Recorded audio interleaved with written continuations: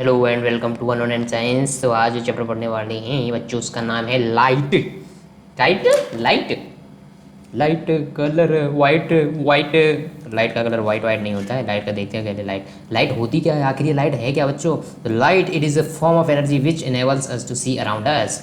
Light एक energy का form है, जैसे कि काइनेटिक एनर्जी, जैसे कि मैकेनिकल एनर्जी, जैसे कि रोटेशनल एनर्जी, जैसे कि इलेक्ट्रिकल एनर्जी, जैसे कि केमिकल एनर्जी। तो ऐसी लाइट भी एक एनर्जी क्या करती है ये, आखिर ये एनर्जी करती क्या है। तो ये हमें आसपास देखने में मदद करती है। लाइट क्या होती है, लाइट एक इलेक्ट्रोमैग्नेटिक वेव होती है that can travel through medium as well as through vacuum. तो लाइट एक इलेक्ट्रोमैग्नेटिक वेव है जो कि मीडियम में भी ट्रैवल कर सकती है और मीडियम नहीं भी होगा यानी कि वैक्यूम होगा वहाँ पे भी ट्रैवल कर सकती है। ओके। और लाइट का नेचर क्या होता है, तो इसको बोला जाता है बच्चों, इसका नेचर होता है डुअल यानी कि दो तरह का नेचर इसका होता है। एक तो वेव की फॉर्म में भी होती है लाइट वेव, और ये पार्टिकल्स की फॉर्म में होती है। लाइट वेव का नाम सुना होगा, पार्टिकल्स की फॉर्म में होती है तो उन पार्टिकल को क्या बोला जाता है, फोटोन। क्या बोला जाता है, फोटोन। तो वेव की फॉर्म में भी हो सकती है और फोटोन की फॉर्म में भी हो सकती है। अब देखते हैं बच्चों कि लाइट तो हो गई। अब कोई भी ऑब्जेक्ट आपको देखना है तो उस ऑब्जेक्ट का लिए जरूर उस ऑब्जेक्ट के लिए जरूरी है कि लाइट को क्या करे, ब्लॉक करे। तो जो भी ऑब्जेक्ट लाइट को ब्लॉक करता है, जैसे कि ये ईंट रखी हुई है, ईंट, ये एक ईंट है, ये एक ईंट है रे बच्चे, और ईंट पर लाइट गिर रही है तो ये लाइट क्या, लाइट को भी ब्लॉक करेगी ना, ब्लॉक करेगी यानी कि यहाँ से भी ब्लॉक कर ली, अंदर नहीं जाने दी, और इसको करेगी रिफ्लेक्ट, और इसको जब रिफ्लेक्ट करेगी तो ये आपकी आंखों तक पहुँचेगी, और आंखों तक पहुँचेगी तो आपको ये दिखने लगेगी। मतलब लाइट, तो देखो एक तो दो कंडीशन यहाँ पे, यदि इस कमरे में अंधेरा हुआ तो भी ये हीट आपको नहीं दिखेगी, तो इसका मतलब लाइट होना जरूरी है। और लाइट आएगी, लाइट तो है, जैसे सनलाइट आ रही है, जैसे दिन में सनलाइट है, यहाँ पे रात में बैठे हो तो आपकी बल्ब की लाइट इस पर गिर रही है, और ये लाइट को क्या कर रही है, हीट ब्लॉक कर रही है, ब्लॉक करके आपको रिफ्लेक्ट करके आपकी आंखों तक पहुंचा रही है। तो रिफ्लेक्शन रिफ्लेक्शन बार बार वर्ड आ रहा है ना, इसके बारे में डिटेल में चर्चा करेंगे अभी थोड़ी देर में। बट ये रिफ्लेक्ट कर रही है और यानी कि इस लाइट को ब्लॉक कर रही है और आपकी आंखों तक पहुंचा रही है, जिसकी वजह से हीट आपको दिख रही है। अब बात करते हैं ऑब्जेक्ट कितने टाइप के हो सकते हैं। ऑब्जेक्ट कितने टाइप के हो सकते हैं, तो ऑब्जेक्ट जनरली होते हैं दो टाइप के, ल्यूमिनियस और नॉन ल्यूमिनियस। तो ल्यूमिनस ऑब्जेक्ट वो होते हैं which has their own light, जिनके पास अपनी खुद की लाइट है। मतलब इनको जैसे ईंट को देखने के लिए, ईंट के पास खुद की लाइट नहीं है ना, ईंट के पास खुद की लाइट नहीं है, इसके ऊपर जब लाइट गिरेगी तब ये रिफ्लेक्ट होकर आपकी आंखों तक पहुंचेगी, तभी आपको दिखेगी। जैसे कि सन हो गया, बल्ब हो गया, ये जो होते हैं ये सेल्फ इल्यूमिनेटिंग ऑब्जेक्ट है। मतलब बल्ब को देखने की, मतलब सन को देखने के लिए लाइट आपको अलग से सन पे लाइट डालनी नहीं है, अलग से सन की अपनी खुद की लाइट है तो वहाँ से निकल रही है और वो अपने आप चमक रहा है। ऐसे नॉन ल्यूमिनस ऑब्जेक्ट कैसे होते हैं, जो अपनी खुद की लाइट नहीं रखते, जैसे कि ये ईंट है, इसके पास खुद की लाइट नहीं है ना, इसके ऊपर लाइट गिरेगी तभी आपको देगी। जैसे कि टेबल हो गई, चेयर हो गई, पेन पेंसिल नोटबुक, इन सब के पास अपनी खुद की लाइट नहीं है ना, इन पर लाइट गिरेगी तभी आप देख सकते हो इसको, देख सकते हो इसको। तो लाइट क्या होती है ये समझ आएगा, इलेक्ट्रोमैग्नेटिक वेव है और इसको चलने के लिए अच्छा, जो लाइट का जो मोशन होता है, लाइट का जो मोशन होता है वो कैसा मोशन जनरली माना जाता है, रेक्टिलीनियर यानी कि ये एक लाइन में चलती है, ऐसे एक लाइन में चलती है, एक लाइन में चलती है, स्ट्रेट लाइन मूवमेंट जिसको बोलते हैं। रेक्टिलिनियर मोशन मतलब स्ट्रेट लाइन मूवमेंट इसका होता है। कैसा मूवमेंट होता है, straight line movement, straight line movement इसका होता है। समझ आ गई बात। नाउ चलते हैं कि रिफ्लेक्शन की बात तो करेंगे अभी, पर अभी देखते हैं जो लाइट की वेलोसिटी होती है बच्चों, वेलोसिटी होती है वो वैक्यूम में कितनी होती है, जिसको रिप्रेजेंट किया जाता है सी से। वैसे वेलोसिटी किससे रिप्रेजेंट किया जाता है, वी से, बट वेलोसिटी ऑफ लाइट जो वैक्यूम में होती है उसको सी से रिप्रेजेंट किया जाता है, और ये वैल्यू होती है 3 × 10⁸ मीटर पर सेकेंड। और एयर में भी जो लाइट की स्पीड होती है बस इससे थोड़ी सी कम होती है, बट इतनी आप कंसिडर कर सकते हैं आपके सिलेबस के हिसाब से। बच्चों तुम्हारे सिलेबस के हिसाब से बता रहा हूँ ये, वरना लाइट में, एयर में तो लाइट की स्पीड कम हो जाती है, बट आपके सिलेबस में एयर में स्पीड और वैक्यूम में स्पीड लगभग बराबर ली गई। इसके अलावा एयर के अलावा कोई भी मीडियम होगा तो उसमें इसकी लाइट की वेलोसिटी हो जाती है कम। कितनी कम होती है, क्यों कम होती है, इसके बारे में भी बात करेंगे, बट अभी इतना ही याद रखो। अब बात करते हैं रिफ्लेक्शन क्या होता है बच्चों। रिफ्लेक्शन क्या होता है, reflection is the bouncing back of light rays on striking the surface. जब लाइट रेज किसी सरफेस पे पड़ती हैं तो उनका बाउंस बैक हो जाना इसी को बोला जाता है रिफ्लेक्शन। जैसे कि सरफेस पे यदि लाइट रे गिरी तो बाउंस बैक हो गई, इसी को रिफ्लेक्शन बोला जाता है। जैसे कि इस वाली सरफेस पे लाइट रे पड़ी और ये बाउंस बैक हो गई, इस वाली सरफेस पे लाइट रे गिरी और ये बाउंस बैक हो गई, तो ये क्या हो रही है, रिफ्लेक्ट हो रही है ना अपनी जगह से, रिफ्लेक्ट हो रही है। रिफ्लेक्ट होने की वजह से इनको बोला जाता है रिफ्लेक्शन। क्या बोला जाता है, रिफ्लेक्शन बोला जाता है। जैसे कि सरफेस पे पड़ी और ये रिफ्लेक्ट हो गई, तो देखो रिफ्लेक्शन की वजह से क्या हो रहा है, देखो ये इमेज दिख रही है ना, स्पीड की इमेज ऐसी नीचे दिख रही है, तो ये किस वजह से दिख रही है, रिफ्लेक्शन की वजह से दिख रही है। रिफ्लेक्शन का मतलब समझ में आया, bouncing back of light when it strikes on this surface. जब किसी सरफेस से लाइट स्ट्राइक करेगी तब वो बाउंस बैक होना। अच्छा, बाउंस बैक करने के लिए क्या कंडीशन होनी चाहिए, एक तो जो सरफेस है वो स्मूथ होनी चाहिए, स्मूथ, ऊबड़ खाबड़ नहीं हो, एकदम स्मूथ सरफेस हो ताकि आसानी से लाइट से टकराए और लौट के चली जाए। दूसरा वो होनी चाहिए सरफेस ओपेक, यानी कि ट्रांसपेरेंट नहीं होनी चाहिए बच्चों। यदि ट्रांसपेरेंट होगी तो लाइट इसके अंदर चली जाएगी ना, तो यदि ओपेक होगी यानी कि ट्रांसपेरेंट नहीं है तब ये बाउंस बैक कर जाएगी। ठीक है, ये बात भी समझ में आ गई। अब सरफेस के भी टाइप हो सकते हैं। देखो अभी तक अपन ने किसकी चीज़ के टाइप देख ली कि जिस पे लाइट गिरेगी यानी कि ऑब्जेक्ट, ऑब्जेक्ट की टाइप देख ली तो दो टाइप थे, ल्यूमिनस नॉन ल्यूमिनस। अब देखते हैं बस सरफेस की टाइप, जिस सरफेस पे लाइट गिरती है वो सरफेस तीन टाइप की हो सकती है, translucent, transparent and opaque. Transparent मतलब जिस पे लाइट पड़ेगी और पूरी की पूरी लाइट इससे बाहर निकल जाएगी, पूरी की पूरी 100% लाइट जितनी इस सरफेस पे पड़ी उतनी 100% बाहर निकल गई, तो ये तो हो जाएगी ट्रांसपेरेंट सरफेस। दूसरी होती है ओपेक सरफेस। ओपेक सरफेस ऐसी होती है कि जिस पे जितनी भी लाइट आप डाल दो पर ये इससे बाहर नहीं निकलेगी, मतलब सारी की सारी लाइट, अभी मैंने बताया था ना कि रिफ्लेक्शन के लिए सबसे अच्छी सरफेस कौन सी, ओपेक सरफेस है। मतलब ओपेक ऐसी होती है कि लाइट इससे बिल्कुल भी अंदर नहीं जाएगी, सीधी सीधी बाउंस बैक करेगी, तो यहाँ पे जो भी लाइट जा रही होगी वो लौट के वापस आ रही होगी, इससे बाहर नहीं जा पाएगी, मतलब इधर नहीं निकल पाएगी। थर्ड टाइप की जो सरफेस होती है वो होती है ट्रांसलूसेंट, मतलब इसमें से कुछ लाइट तो बाहर निकल जाएगी और कुछ लाइट बाउंस बैक कर जाएगी, तो इसमें दोनों की दोनों प्रॉपर्टी मिलती है, कुछ लाइट इससे बाहर भी निकल जाती है, कुछ लाइट बाउंस बैक कर जाती है। तो ये तीन टाइप की सरफेस समझ में आई। सरफेस तीन टाइप की हो सकती है, ट्रांसपेरेंट मतलब जिसमें से लाइट 100% बाहर निकल जाए, मतलब आर पार निकल जाए 100% लाइट। दूसरी होती है ओपेक सरफेस जिसमें से बिल्कुल भी बाहर नहीं निकलेगी लाइट, सारी सारी बाउंस बैक करेगी। थर्ड टाइप की सरफेस होती है और ट्रांसलूसेंट सरफेस, यानी कुछ लाइट उससे आर पार निकल जाएगी और कुछ बाउंस बैक कर जाएगी। तो बेस्ट रिफ्लेक्टर कौन कौन से हो सकते हैं, एक तो साइनी सरफेस इसकी होनी चाहिए, मैंने बताया ना सरफेस साइनी होनी चाहिए, पॉलिश्ड और स्मूथ सरफेस होनी चाहिए, एकदम पॉलिश्ड हो स्मूथ हो तो लाइट वहाँ से क्या करेगी, बाउंस बैक करेगी। तो अब देखते हैं लॉ ऑफ रिफ्लेक्शन क्या होती है। जैसे कि ये सरफेस है और ये यहाँ से एक रे आके टकरा गई, मुझसे टकरा गए, बाद मुद्दत के वो और पहले के जैसा नशा छा गए। तो सबसे पहले तो ये देखो इनकी टर्मिनोलॉजी देखो, इस रे को कौन सी देखो, एयर इंसिडेंट रे, जो रे इस पर स्ट्राइक कर रही है उसको बोलते हैं इंसिडेंट रे। क्या रे, इंसिडेंट रे। फिर जो रिफ्लेक्ट होके वापस जा रही है उसको बोलते हैं reflected ray, reflected ray. Okay. और जे जे जे जे जे जे जे आपको जो नॉर्मल दिख रहा है ना, इस वाली सरफेस, ये सरफेस के जो परपेंडिकुलर लाइन होती है, जिस सरफेस पे लाइट स्ट्राइक करी है उसके जो परपेंडिकुलर लाइन है उसको बोला जाता है नॉर्मल, उसको बोला जाता है नॉर्मल। और ये जो पॉइंट है जहाँ पर लाइट स्ट्राइक कर रही है उसको बोल जाएंगे स्ट्राइकिंग पॉइंट बोल देंगे इसको, जहाँ पे लाइट स्ट्राइक कर रही है स्ट्राइकिंग पॉइंट हो गया ये। अब यहाँ पे देखो इसके जो लॉ होते हैं रिफ्लेक्शन के वो दो लॉ हैं। एक लॉ तो ये कहता है कि incident ray, reflected ray and normal, ये तीनों एक ही प्लेन में लाई करते हैं। एक ही प्लेन में लाई करने का मतलब ये वाला प्लेन जो है ना, ये परपेंडिकुलर डायरेक्शन में जो प्लेन है इसी में तो लाई कर रहे हैं, इंसिडेंट रे भी इसी में, रिफ्लेक्टेड रे भी इसी में और नॉर्मल भी इसी में, तीनों एक ही प्लेन में लाई करते हैं। ठीक है। दूसरा लॉ ये कहता है कि जितना एंगल नॉर्मल के साथ इंसिडेंट रे बनाएगी मतलब एंगल आई, और जितना एंगल रिफ्लेक्टेड रे नॉर्मल के साथ बनाएगी वो दोनों इक्वल होते हैं, मतलब angle i equal to angle r होते हैं। इंसिडेंट रे का एंगल इक्वल होता है रिफ्लेक्टेड रे के एंगल के, मतलब angle i equal to angle r होता है। ये बात दिमाग में रखोगे आप। नंबर एक बात तो मतलब लॉ और रिफ्लेक्शन क्या है, दो लॉ हैं। नंबर एक लॉ तो ये है कि इंसिडेंट रे, रिफ्लेक्टेड रे और नॉर्मल तीनों एक ही प्लेन में लाई करते हैं। दूसरा लॉ ये कहता है कि जितना एंगल इंसिडेंट रे बनाती है नॉर्मल के साथ उतना ही एंगल रिफ्लेक्टेड रे बनाती है नॉर्मल के साथ, ये दोनों एंगल सेम होते हैं, angle i equal to angle r. तो ये दो लॉज होते हैं रिफ्लेक्शन के। ये रिफ्लेक्शन के लॉ समझ में आ गई, एनी डाउट तो नहीं है। अच्छा, एंगल आई को क्या बोलते हैं, एंगल आई को बोलते हैं एंगल ऑफ इंसिडेंस। जैसे कि उसको इंसिडेंट रे बोल रहे थे ना, तो जो इंसिडेंट रे जो एंगल बनाएगी वो हो जाएगा एंगल ऑफ इंसिडेंस, और जो रिफ्लेक्टेड रे एंगल बनाएगी उसको बोलते हैं एंगल ऑफ रिफ्लेक्शन। इसको रे को क्या बोलते हैं, इंसिडेंट रे, इसको बोलते हैं reflected ray, are are I R, ये हुए। ठीक है। अब थोड़ी बात करते हैं टाइप्स ऑफ मिरर की। मिरर के कौन कौन सी टाइप होते हैं, अभी ये देखो, अभी इनके बारे में पढ़ेंगे। अरे थोड़ा एक पेज और खाली में, हाँ ये types of mirror. Types of mirror, तो मिरर जो होते हैं बच्चों, एक तो होता है प्लेन मिरर, और एक चीज़ बस जस्ट याद रख लो कि प्लेन मिरर का जो रेडियस ऑफ कर्वेचर होता है वो होता है इनफाइनाइट। प्लेन मिरर का रेडियस ऑफ कर्वेचर, इसको कैपिटल आर से रिप्रेजेंट करते हैं, वो होता है इनफाइनाइट। और दूसरे टाइप के मिरर होते हैं स्फेरिकल मिरर। स्फेरिकल मिरर के दो टाइप होते हैं, कॉनकेव एंड कॉन्वेक्स। ये सारी चीज़ अभी मैं आपको बताने वाला हूँ, बस जस्ट ये भी याद है। प्लेन मिरर तो वो होता है जनरली जो आप, जिसमें आपके घर में जो शीशा जनरली रहेगा ना, वो होता है प्लेन मिरर। प्लेन मिरर यानी कि वो एकदम ऐसा दिखता है ना, प्लेन दिखता है, उसकी कोई ऐसा प्लेन रहता है ना, उसकी कोई सर्फेस ऐसी वैसी कोई मुड़ी हुई सर्फेस नहीं होती ना, प्लेन रहती है एकदम, ऐसी प्लेन सर्फेस रहेगी, इसको बोला जाता है प्लेन मिरर। अच्छा, प्लेन मिरर का जो रेडियस ऑफ कर्वेचर होता है वो इनफाइनाइट होता है, इसको मैं अभी बताऊंगा आपको, बट अभी बस इतना याद रखो। प्लेन मिरर की बात आ गई। अब बात करते हैं कॉनकेव और कॉन्वेक्स मिरर की। तो कॉनकेव मिरर क्या होते हैं, कॉनकेव, कहाँ गए कॉनकेव, कॉनकेव, कॉनकेव मतलब एक केव, केव तो याद आ गया, मतलब केव यानी कि कोई केव, किसको बोलते हैं, गुफा को, तो ये केव।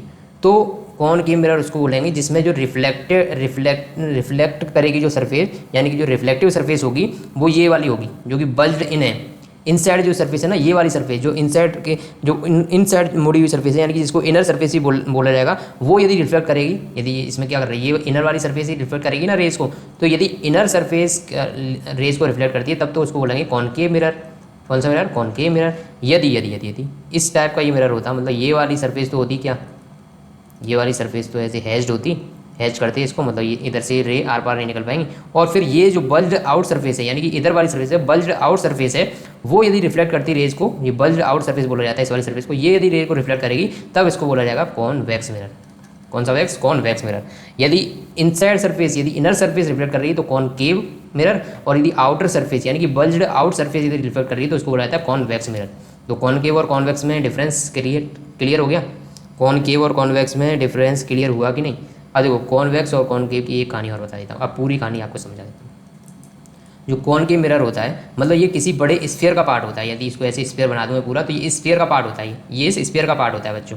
तो स्फीयर में ये स्फीयर का एक सेंटर भी होगा, स्फीयर का सेंटर भी होगा, उसको सी से रिप्रेजेंट करते हैं, सेंटर को सी से रिप्रेजेंट करते हैं, और इसी सी को बोला जाता है centre of curvature, centre of curvature.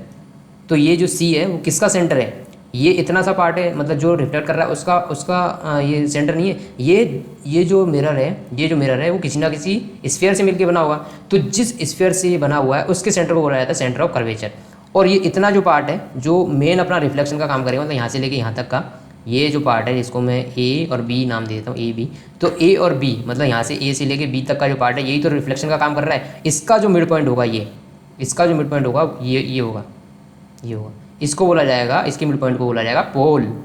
पोल पोल पोल। अच्छा, ए से बी तक की जो डिस्टेंस है, मतलब जितनी भी सरफेस रिफ्लेक्शन का काम करती है, जितनी भी सरफेस रिफ्लेक्शन का काम करती है, और उसका जो डायमीटर होगा, उसका जो डायमीटर मतलब जिससे ये बना हुआ है, जिस भी स्फीयर से ये बना हुआ है उसका डायमीटर नहीं, जितना पार्ट इसका क्या कर रहा है, रिफ्लेक्शन का काम कर रहा है, उसके एंड पॉइंट को जब मिला दिया जाएगा, मतलब ए बी लेंथ जो है उसको बोला जाता है अपर्चर, उसका बोला जाता है अपर्चर। अच्छा, पोल और सेंटर ऑफ कर्वेचर के मिड पॉइंट को बोला जाएगा फोकस। तो जो फोकस होगा उसको एफ से रिप्रेजेंट करेंगे, एफ से, तो जो डिस्टेंस एफ पी होगी ना, एफ पी जो डिस्टेंस है वो होती है सी पी की आधी, यानी कि एफ पी क्या है यहाँ पे, फोकल लेंथ को रिप्रेजेंट करते हैं स्मॉल एफ से, और सी पी, अच्छा अब मैं एक चीज़ बता दूं, फोकल लेंथ को, यानी इस लेंथ को तो स्मॉल एफ से रिप्रेजेंट करते हैं, इसको फोकल लेंथ बोला जाता है, बट फोकल पॉइंट जो होता है उसको कैपिटल एफ से रिप्रेजेंट किया जाता है। तो जो स्मॉल एफ होता है वो होता है C P divided by, C P क्या है, सी पी क्या है, सेंटर ऑफ कर्वेचर, यानी कि आर, तो f equal to r by 2 होता है। ओके, अब देखो सी और पी को यदि मिला दिया जाए, जो ऑलरेडी मिला चुका हूँ, सी और पी को मिला देते हैं, तब ये जो लाइन बनती है इसको बोला जाता है principal axis, principal axis, principal axis, principal axis, principal axis, principal axis, समझ में आ गया? प्रिंसिपल एक्सिस को बोला जाता है। ठीक है, बात क्लियर हो चुकी होगी। अब देखो, टाइप्स ऑफ इमेज की बात करने से पहले मैं आपको दूसरी टाइप का जो मिरर है, यानी कि कॉन्वेक्स मिरर है, अभी तक तो कॉनकेव की बात हो रही है, अब कॉन्वेक्स की बात होगी। तो कॉन्वेक्स भी किसी ना किसी स्फीयर का पार्ट होगा, बट इसका स्फीयर इस साइड होगा ना, इस साइड होगा, तो इस वाले स्फीयर के जो सेंटर होगा उसको बोला जाएगा सी, मतलब इसका इस साइड ही होगा ना सेंटर, क्योंकि इसका कर्व इस साइड बन रहा है। इसका जो मिड पॉइंट होगा इन दोनों का, ये पोल होगा यहाँ पे, पोल और इसका पॉइंट, ये मिड पॉइंट होगा, इसको ये फोकस बोलेंगे, और ये होगी इसकी, ये जो है इसको बोलेंगे प्रिंसिपल एक्सिस, इसको बोला जाता है प्रिंसिपल एक्सिस। ठीक है, कोई डाउट तो नहीं होना चाहिए। ये वाली सरफेस रिफ्लेक्शन का काम कर रही है इसकी, ये वाली सरफेस, लॉ ऑफ रिफ्लेक्शन तो अभी देखेंगे, बट इतनी बात समझ में आ गई। हाँ ठीक है, अब बात करते हैं इमेज की टाइप। अभी तक देखो किस किस चीज़ की टाइप देख चुके हैं, अभी टाइप ऑफ ऑब्जेक्ट देख चुके हैं अपन, टाइप ऑफ ऑब्जेक्ट देख चुके हैं, टाइप ऑफ सरफेस देख चुके हैं। ऑब्जेक्ट कितने टाइप के थे, ल्यूमिनस और नॉन ल्यूमिनस, यानी कि 2 टाइप के थे। टाइप ऑफ सरफेस कितनी थी, 3 टाइप की थी, ट्रांसपेरेंट, ओपेक एंड ट्रांसल्यूसेंट। अब देखते हैं टाइप्स ऑफ इमेज, इमेज कितनी टाइप्स की बन सकती हैं। इमेज होती क्या है, जब भी कोई रेज आएंगी और इन मिरर से टकराएंगी, तो मिरर से टकराने के बाद वो कहीं ना कहीं पे मिलेंगी ना, तो जहाँ पर वो मिलती हैं उसी जगह को इमेज बोला जाएगा। तो इमेज 2 टाइप की हो सकती है, रियल इमेज और वर्चुअल इमेज। रियल इमेज तब बनती है जब जो भी रेज इनसे टकराती हैं स्फीयर से, उसके बाद वो एक्चुअली में मीट करती हैं, एक्चुअली में मिलती हैं। जो रेज स्फीयर से टकराने के बाद एक्चुअली में मीट करती हैं उसको बोला जाता है रियल इमेज। और रियल इमेज जो होती है हमेशा ही इन्वर्टेड होगी, real image are always inverted. Real image कैसी होगी, इन्वर्टेड होगी, रियल इमेज इन्वर्टेड होगी। और रियल इमेज को कहाँ पर ऑब्टेन किया जाएगा, स्क्रीन पर, यानी कि रियल इमेज को प्राप्त करने के लिए स्क्रीन लगानी पड़ेगी। जैसे कि आप सिनेमा हॉल में जाते हो, स्क्रीन पे मूवी देखते हो ना, स्क्रीन पे मूवी क्यों देखते हो, क्योंकि प्रोजेक्टर से जो रेज निकलती हैं वो एक्चुअली में जाकर उसमें मीट करती हैं, यानी कि वहाँ पर रियल इमेज बनती है। यदि इमेज वर्चुअल होती तो वर्चुअल होती तो जैसे कि आप प्लेन मिरर में देखते हो ना, मिरर में जैसे कि किसी भी मिरर में आप अपना चेहरा देखते हो ना, तो उसमें क्या होता है, उसमें बाहर तो कोई स्क्रीन नहीं लगानी पड़ती आपको, वो अंदर ही मिरर के अंदर इमेज बन जाती है ना, वहीं पे दिख जाती है। उस टाइप की इमेज को बोलते हैं वर्चुअल इमेज।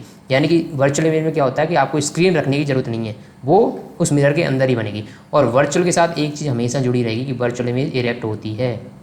यदि कभी इसको भूल भी जाओ तो एक चीज़ याद रखना कि जो वर्चुअल इमेज जो आपकी प्लेन मिरर में कैसी इमेज बनती है, वर्चुअल इमेज बनती है। ठीक है, वर्चुअल इमेज बनती है क्योंकि वहाँ पे जो रेज होती हैं वो एक्चुअली मीट नहीं करती, वो मीट करती हुई लगती हैं, मतलब एक्चुअली मीट नहीं करती, सिर्फ मीट करती हुई प्रतीत होती। तो वर्चुअल इमेज कैसी होती है, इरेक्ट। वर्चुअल के साथ हमेशा एक वर्ड जुड़ेगा, इरेक्ट। मतलब जो वर्चुअल इमेज होगी इरेक्ट, मतलब सीधी इमेज बनती है। वर्चुअल इमेज हमेशा सीधी ही बनेगी, ऑलवेज इरेक्ट। और इसमें क्या होता है, वर्चुअल इमेज में जो रेज होती है एक्चुअली मीट नहीं करती, मीट होती हुई अपीयर होती है, मीट होती हुई अपीयर होती है। वर्चुअल इमेज के बारे में समझ में आ गई बात, वर्चुअल इमेज के बारे में समझ में आ गई बात, कोई डाउट तो नहीं है। अब देखते हैं image formation by plane mirror. तो प्लेन, अच्छा अभी देखो एक चीज़ मैं यहीं पे समझा देता हूँ। मैंने अभी बताया था ना कि जो प्लेन मिरर होता है उसकी रेडियस ऑफ कर्वेचर होती है इनफाइनाइट, वो क्यों मैं बोल रहा था। तो मैंने अभी आपको एक चीज़ समझाई थी, जो कॉनकेव मिरर है तो उसकी रेडियस ऑफ कर्वेचर कितनी है, इस वाले स्फीयर का जो पार्ट है वो इसकी रेडियस ऑफ कर्वेचर होगी ना, ये वाली, ठीक है। फिर इसको मैं थोड़ा सा इसका साइज बढ़ा दूँ, मतलब ऐसा कर दूँ इसको, तो ये बहुत बड़ा स्फीयर बनेगा ऐसा करके, और इसकी रेडियस कर्वेचर थोड़ी और बढ़ जाएगी, ऐसे आर ये वाली डिस्टेंस बढ़ जाएगी। फिर उसको और थोड़ा ऐसे करता जाऊँ वर्टिकल टाइप, तो इसका साइज और बढ़ जाएगा। फिर एकदम इसको मैं परपेंडिकुलर कर दूँ ऐसे, तो इसका जो स्फीयर होगा वो इन्फाइनाइट साइज का होगा। इसीलिए मैंने बोला कि जो इन्फाइनाइट साइज का यदि स्फीयर बनेगा तो उसकी रेडियस भी कितनी होगी, इन्फाइनाइट होगी। इसीलिए प्लेन मिरर का जो रेडियस ऑफ कर्वेचर होता है वो इन्फाइनाइट होता है। थ्योरेटिकल याद रखना है, यदि कोई आपसे पूछ ले तो वैसे इसका कोई ज़्यादा इंपॉर्टेंस नहीं है। तो image formation by plane mirror, तो प्लेन मिरर है तो एकदम सीधी लाइन खींचो, ये सीधी लाइन खींच गई। इसके पीछे वाली सरफेस को कर दो हैच, यानी कि ये कैसी होती है, नॉन रिफ्लेक्टिंग, रिफ्लेक्ट नहीं करेगी, आगे वाली सरफेस रिफ्लेक्ट करेगी। तो क्या होगा, अच्छा अच्छा अच्छा अच्छा अच्छा अच्छा अच्छा अच्छा अच्छा अच्छा अच्छा अच्छा, प्लेन मिरर में आपको एक चीज़ याद रखनी है, कुछ याद नहीं रखना, एक चीज़ याद रखनी है बस, कि जो रेज इस पर पड़ेगी नॉर्मली, ऐसे नॉर्मल जो पड़ेगी कोई सी भी सरफेस पे, मैंने आपको एक चीज़ बताई थी, angle of incidence equal to angle of reflection होता है। एक चीज़ बताई थी, angle i equal to angle r, और एंगल आई और आर बनते किसने, नॉर्मल से। तो यहाँ पे इसका नॉर्मल क्या होगा, नॉर्मल भी यही होगा ना, इसके परपेंडिकुलर लाइन। तो इसके साथ इस वाली लाइन का एंगल कितना बन रहा है, 0 डिग्री। तो यदि एंगल आई 0 है तो एंगल आर भी 0 होना चाहिए। यदि कोई भी रे आती है इसके अलाउंग, नॉर्मल के अलाउंग, तो वो इसी के अलाउंग वापस चली जाती है। उल्टे पाँव जाना जिसको बोलते हैं, जिस मुंह से आएगी उसी मुंह को लेके वापस चली जाएगी, यानी कि ये रे ऐसे आई तो ऐसे ही वापस चली गई। तो ठीक है, अच्छी बात है। फिर दूसरा काम ये कर सकते हो, जैसे कि ये ऑब्जेक्ट रखा हुआ है यहीं से तो रे निकल रही, दूसरा काम ये कर सकते हो आप कि एक इस पर ऐसे करके रे डाल दो। ऐसे रे डालोगे मतलब एंगल आई पर इसने स्ट्राइक करी तो एंगल आर के निकल जाएगी, ठीक है, एंगल आई स्ट्राइक करी एंगल आर पे निकल जाएगी, ठीक है। अब देखो, क्योंकि ये वाली रे तो इधर गई थी, मतलब इधर जा रही है, लौट के जा रही था इधर, और ये वाली रे जब रिफ्लेक्ट करके जा रही है तो इधर जा रही है, तो ये कभी भी मिल सकती है क्या, रियल में मिल सकती हैं, ये तो हमेशा इधर जाती रहेगी और ये हमेशा इधर, तो कभी मिल पाएंगी, नहीं मिल पाएंगी। एक्चुअली ये मिलेंगी नहीं, बट इसको पीछे एक्सटेंड करोगे तो मिलती हुई लगेंगी, मिलती हुई, इसको बोला जाता है मिलती हुई अपीयर होती है, मिलेंगी नहीं। तो ये मिलती हुई अपीयर होंगी, तो यहाँ पे इमेज यहाँ पे ये बन गई, तो ऑब्जेक्ट भी इस डायरेक्शन में ऐसे ऊपर करके था और इमेज भी ऐसे ही बन जाएगी, क्योंकि इमेज में जो रेज हैं वो मीट करती हुई अपीयर होती है, ना कि रियल में मीट करती। इसका मतलब ये कैसी इमेज है, वर्चुअल। और जो इमेज का साइज है, ये इमेज है, इसका जो साइज है और इसका जो साइज है लगभग लगभग नहीं, एकदम सेम होता है, सेम साइज। वर्चुअल है सेम साइज है, वर्चुअल है सेम साइज। थर्ड चीज़ ये है कि जितनी डिस्टेंस यहाँ से इस पॉइंट से जो इमेज की जो अपनी ऑब्जेक्ट की डिस्टेंस होती है उसको यू बोला जाता है, और इस वाले पॉइंट से जो पॉइंट का मतलब इस प्लेन मिरर से जो डिस्टेंस होती है और इसको वी बोला जाता है। मैंने बनाने में थोड़ी सी गलती कर दी है इसको, but u equal to v, जितनी दूर आप ऑब्जेक्ट रखोगे इमेज v उतनी ही दूरी पे बनेगी, यानी कि u इक्वल टू वी होगा, u इक्वल टू वी होगा, समझ में आ गया, u इक्वल टू वी हो गया। तो इमेज वर्चुअल होगी, सेम साइज की होगी, u इक्वल टू वी होगा इमेज के लिए, कोई दिक्कत नहीं है। ये सारी चीज़ें समझ में आ गई। प्लेन मिरर में जो इमेज बनती है तो उसका कोई टाइप पूछे तो क्या बताओगे, इमेज वर्चुअल होती है, नंबर 2 इरेक्ट होती है यानी कि सीधी बनती है, वर्चुअल होती है, इरेक्ट होती है, सेम साइज बनती है। वर्चुअल के साथ हमेशा इरेक्ट आएगा ही आएगा, यानी कि जो वर्चुअल इमेज होती है वो सीधी होंगी। सोचो ना यार, अपने आप सोचो कि आपको शीशा में सीधे देखते हो ना, ऊपर आपका सिर नीचे पैर ऐसे देखते हैं ना, यहाँ पे पैर ऊपर देखने लग जाते हैं जब मिरर में देखते हो, नहीं देखते ना, तो मतलब इरेक्ट यानी कि सीधी बनती है ना।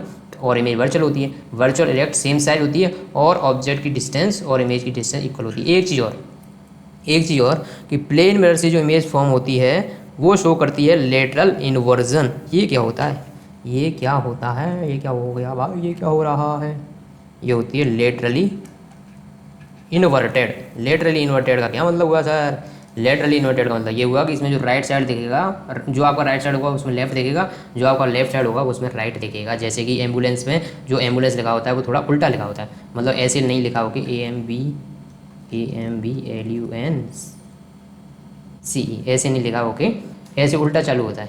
उल्टा कैसे चालू होगा, कैसे, ए इधर लिखा जाएगा, फिर बी AM, फिर बी AMBULA एस क्यों लिखा जा रहा है, क्योंकि जब आगे कोई आगे इसकी गाड़ी चल रही होगी उसमें जो इमेज दिखेगी ताकि उसको सीधी दिखे, इसलिए।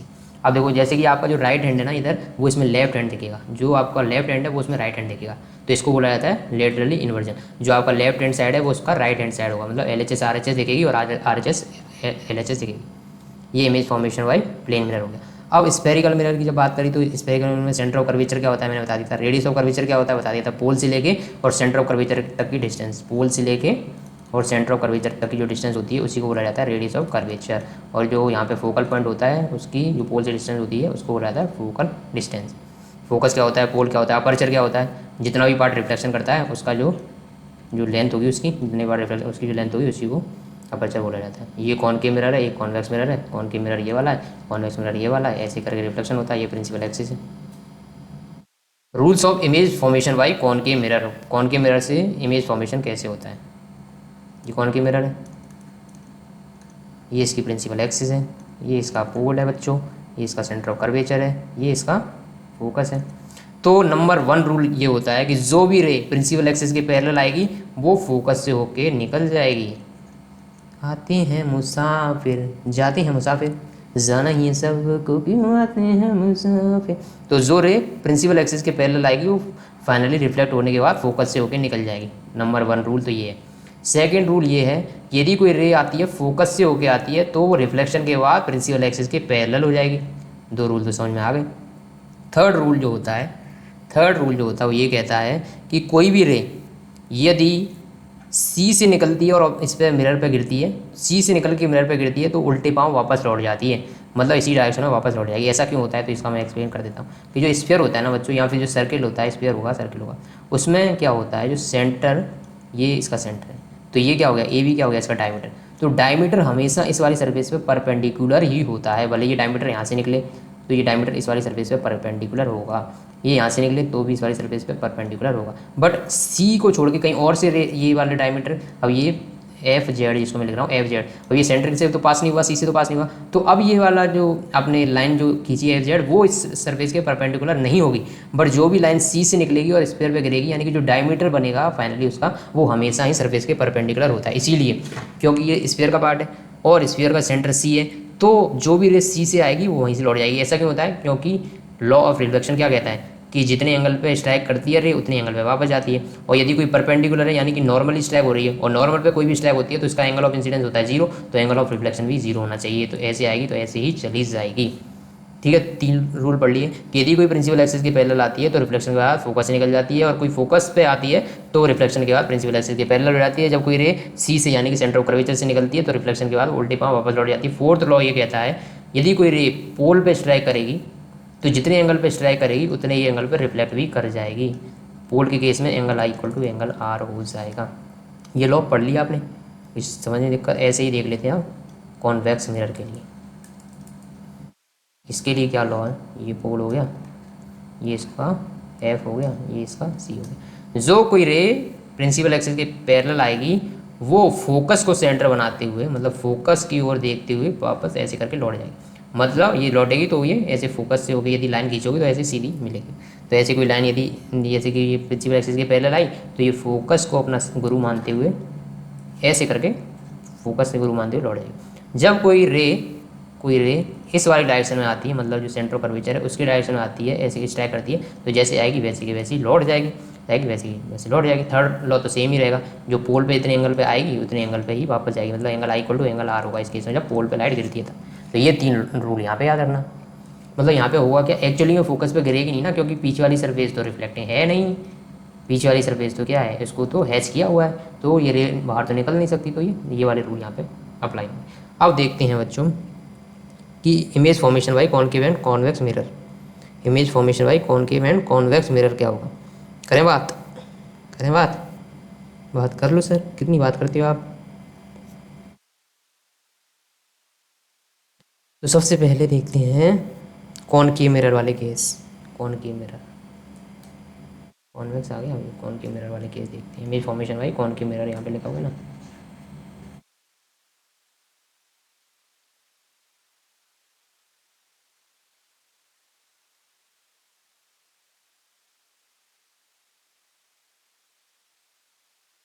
Image formation by concave mirror, concave mirror बना लूँ मैं, प्यारा सा कॉनकेव मिरर ये रहा।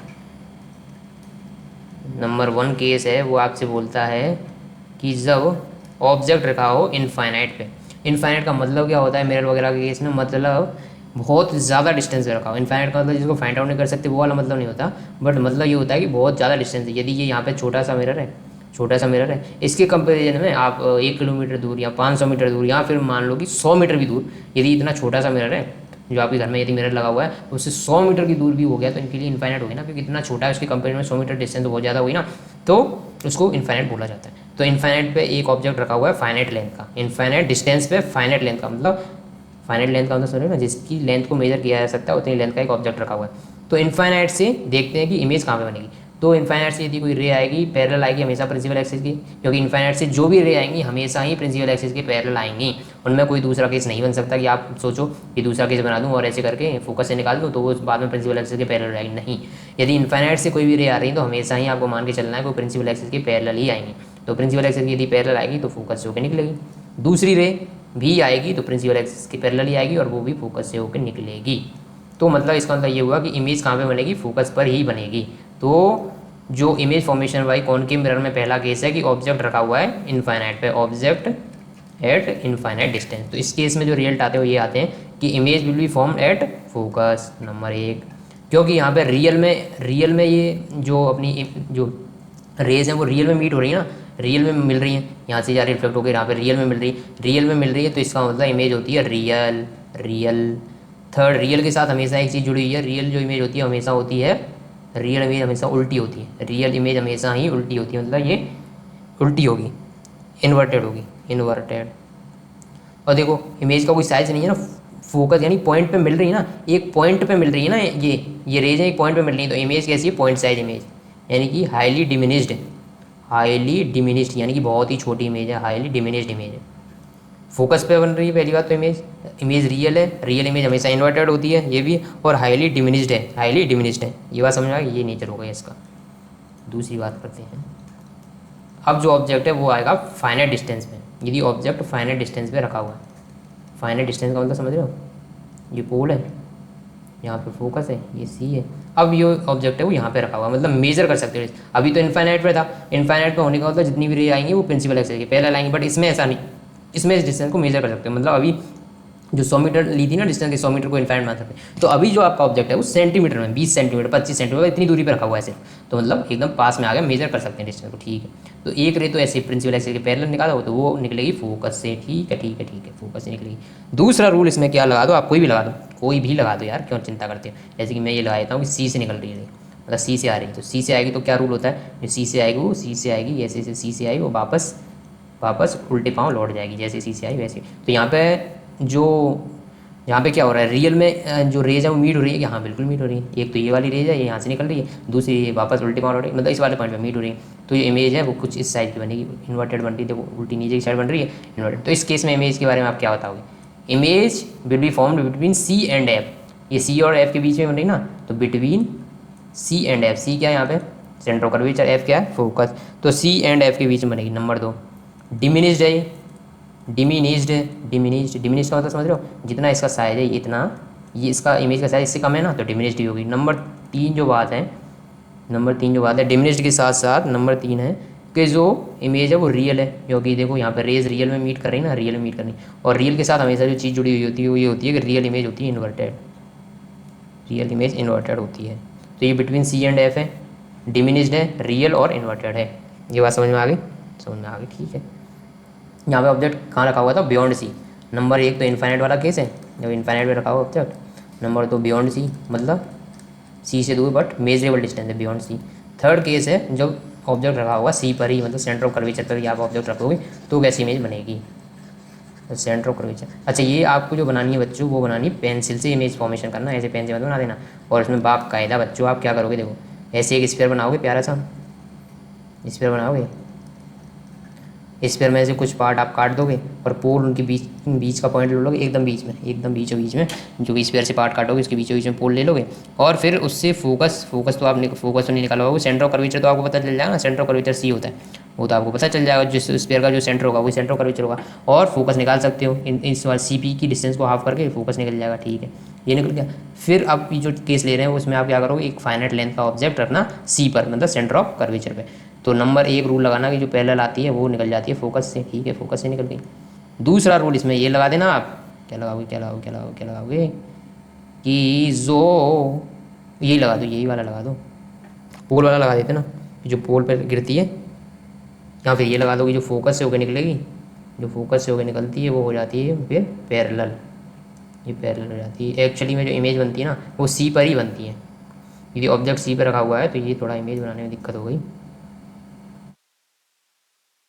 इसको जोड़ जोड़ करना पड़ेगा, ऐसे सी पे, मतलब यदि ऑब्जेक्ट सी पर है तो इमेज भी सी पर ही बनेगी, ये याद रखने पड़ेंगे आपको। यदि ऑब्जेक्ट यदि सी पर रखा हुआ है तो इमेज भी सी पर ही बनती है। और नंबर 1 पहली बात तो ये image at centre of curvature. Number 2 equal size, मतलब जितना ऑब्जेक्ट का साइज होगा उतना ही इमेज का साइज होगा। नंबर 3 इक्वल साइज एंड कैसी है, इन्वर्टेड, इन्वर्टेड उल्टी होगी। नंबर 4 क्या होगा, इक्वल इन्वर्टेड। और ये इमेज कैसी है, रियल इमेज है, रियली तो इन्वर्टेड होती है, रियल इमेज है, क्योंकि रियली में क्या हो रही है, रियली में तो ये रीज मीट कर रही है ना इस पॉइंट पे, ठीक है। अब ऑब्जेक्ट को लाते हैं सी और एफ के बीच में, सी और एफ के बीच में ये पोल हो गया, ये एफ हो गया, ये सी हो गया, तो अब यहाँ पे रख दो, तो जो पैरेलल आएगी वो फोकस से होकर निकलेगी, ठीक है ठीक है ठीक, और जो फोकस से जाएगी वो यहाँ से होकर निकलेगी। इस केस में जो इमेज बनेगी वो बियॉन्ड सी बनती है, बियॉन्ड सी बनती है। तो नंबर 1 इमेज कहाँ पे बनेगी, बियॉन्ड सी।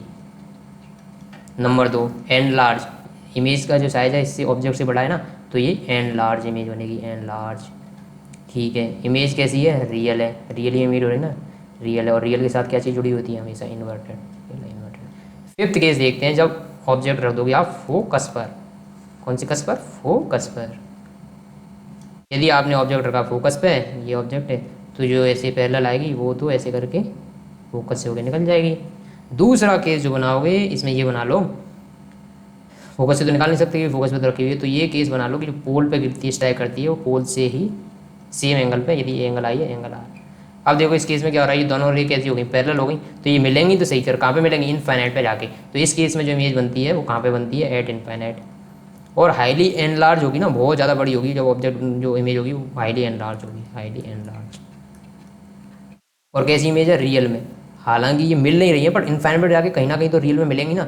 मतलब यदि इसी डायरेक्शन में उसकी मीटिंग होती है, इस डायरेक्शन में, जिस डायरेक्शन से रेज ऑब्जेक्ट से और उस पर गिर रही हैं, उसी डायरेक्शन से यदि मीटिंग होती है तो उस इमेज को बोला जाता है रियल। यदि इस वाले जो मिरर है उसके पीछे मीट करती है, मतलब इस डायरेक्शन में मीट करती है कहीं इधर, तब उसको बोला जाता है वर्चुअल। बट ये तो रियली मीट करेंगे, भले इनफाइनाइट में करें, तो रियल इमेज हमेशा होती है इन्वर्टेड, ये बात होगी। नेक्स्ट केस है, नेक्स्ट यानी कि लास्ट केस है, यदि आप ऑब्जेक्ट को रख देते हो बच्चों फोकस और पोल के बीच में, यदि यहाँ पर ऑब्जेक्ट को रखोगे तो क्या होगा। नंबर 1 तो वही केस है कि जो पैरेलल आएगी वो फोकस से होकर निकल जाएगी, अच्छी बात है। अब जो पोल पे गिरेगी बच्चों, जो पोल पे जिस एंगल पे गिरेगी उसी एंगल से वापस जाएगी। अब देखो ये पैरेलल नहीं है एक दूसरे के, यदि इनको पीछे आप ऐसे करके बढ़ाओगे तो ये कहीं ना कहीं पे मीट कर जाएंगी, मतलब कहीं ना कहीं पे मिल जाएंगी, कहीं ना कहीं पे मिल जाएंगी। और ये कैसे मिलेंगी, मिल भी जाएंगी तो कैसे मिलेंगी कि मिल भी रही हैं और ये ऐसे करके यहाँ पे मिल रही। तो इसमें जो एक्चुअली में होता है, क्या होता है, इमेज कहाँ पे बनती है, behind the mirror,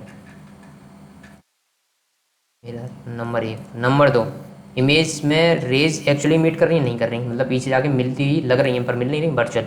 virtual image हमेशा कैसी होती है, इरेक्ट, यानी कि सीधी होती है, इरेक्ट। नंबर 4 केस वर्चुअल है, इरेक्ट है, बिहाइंड द मिरर है, और कैसी है, एन लार्ज।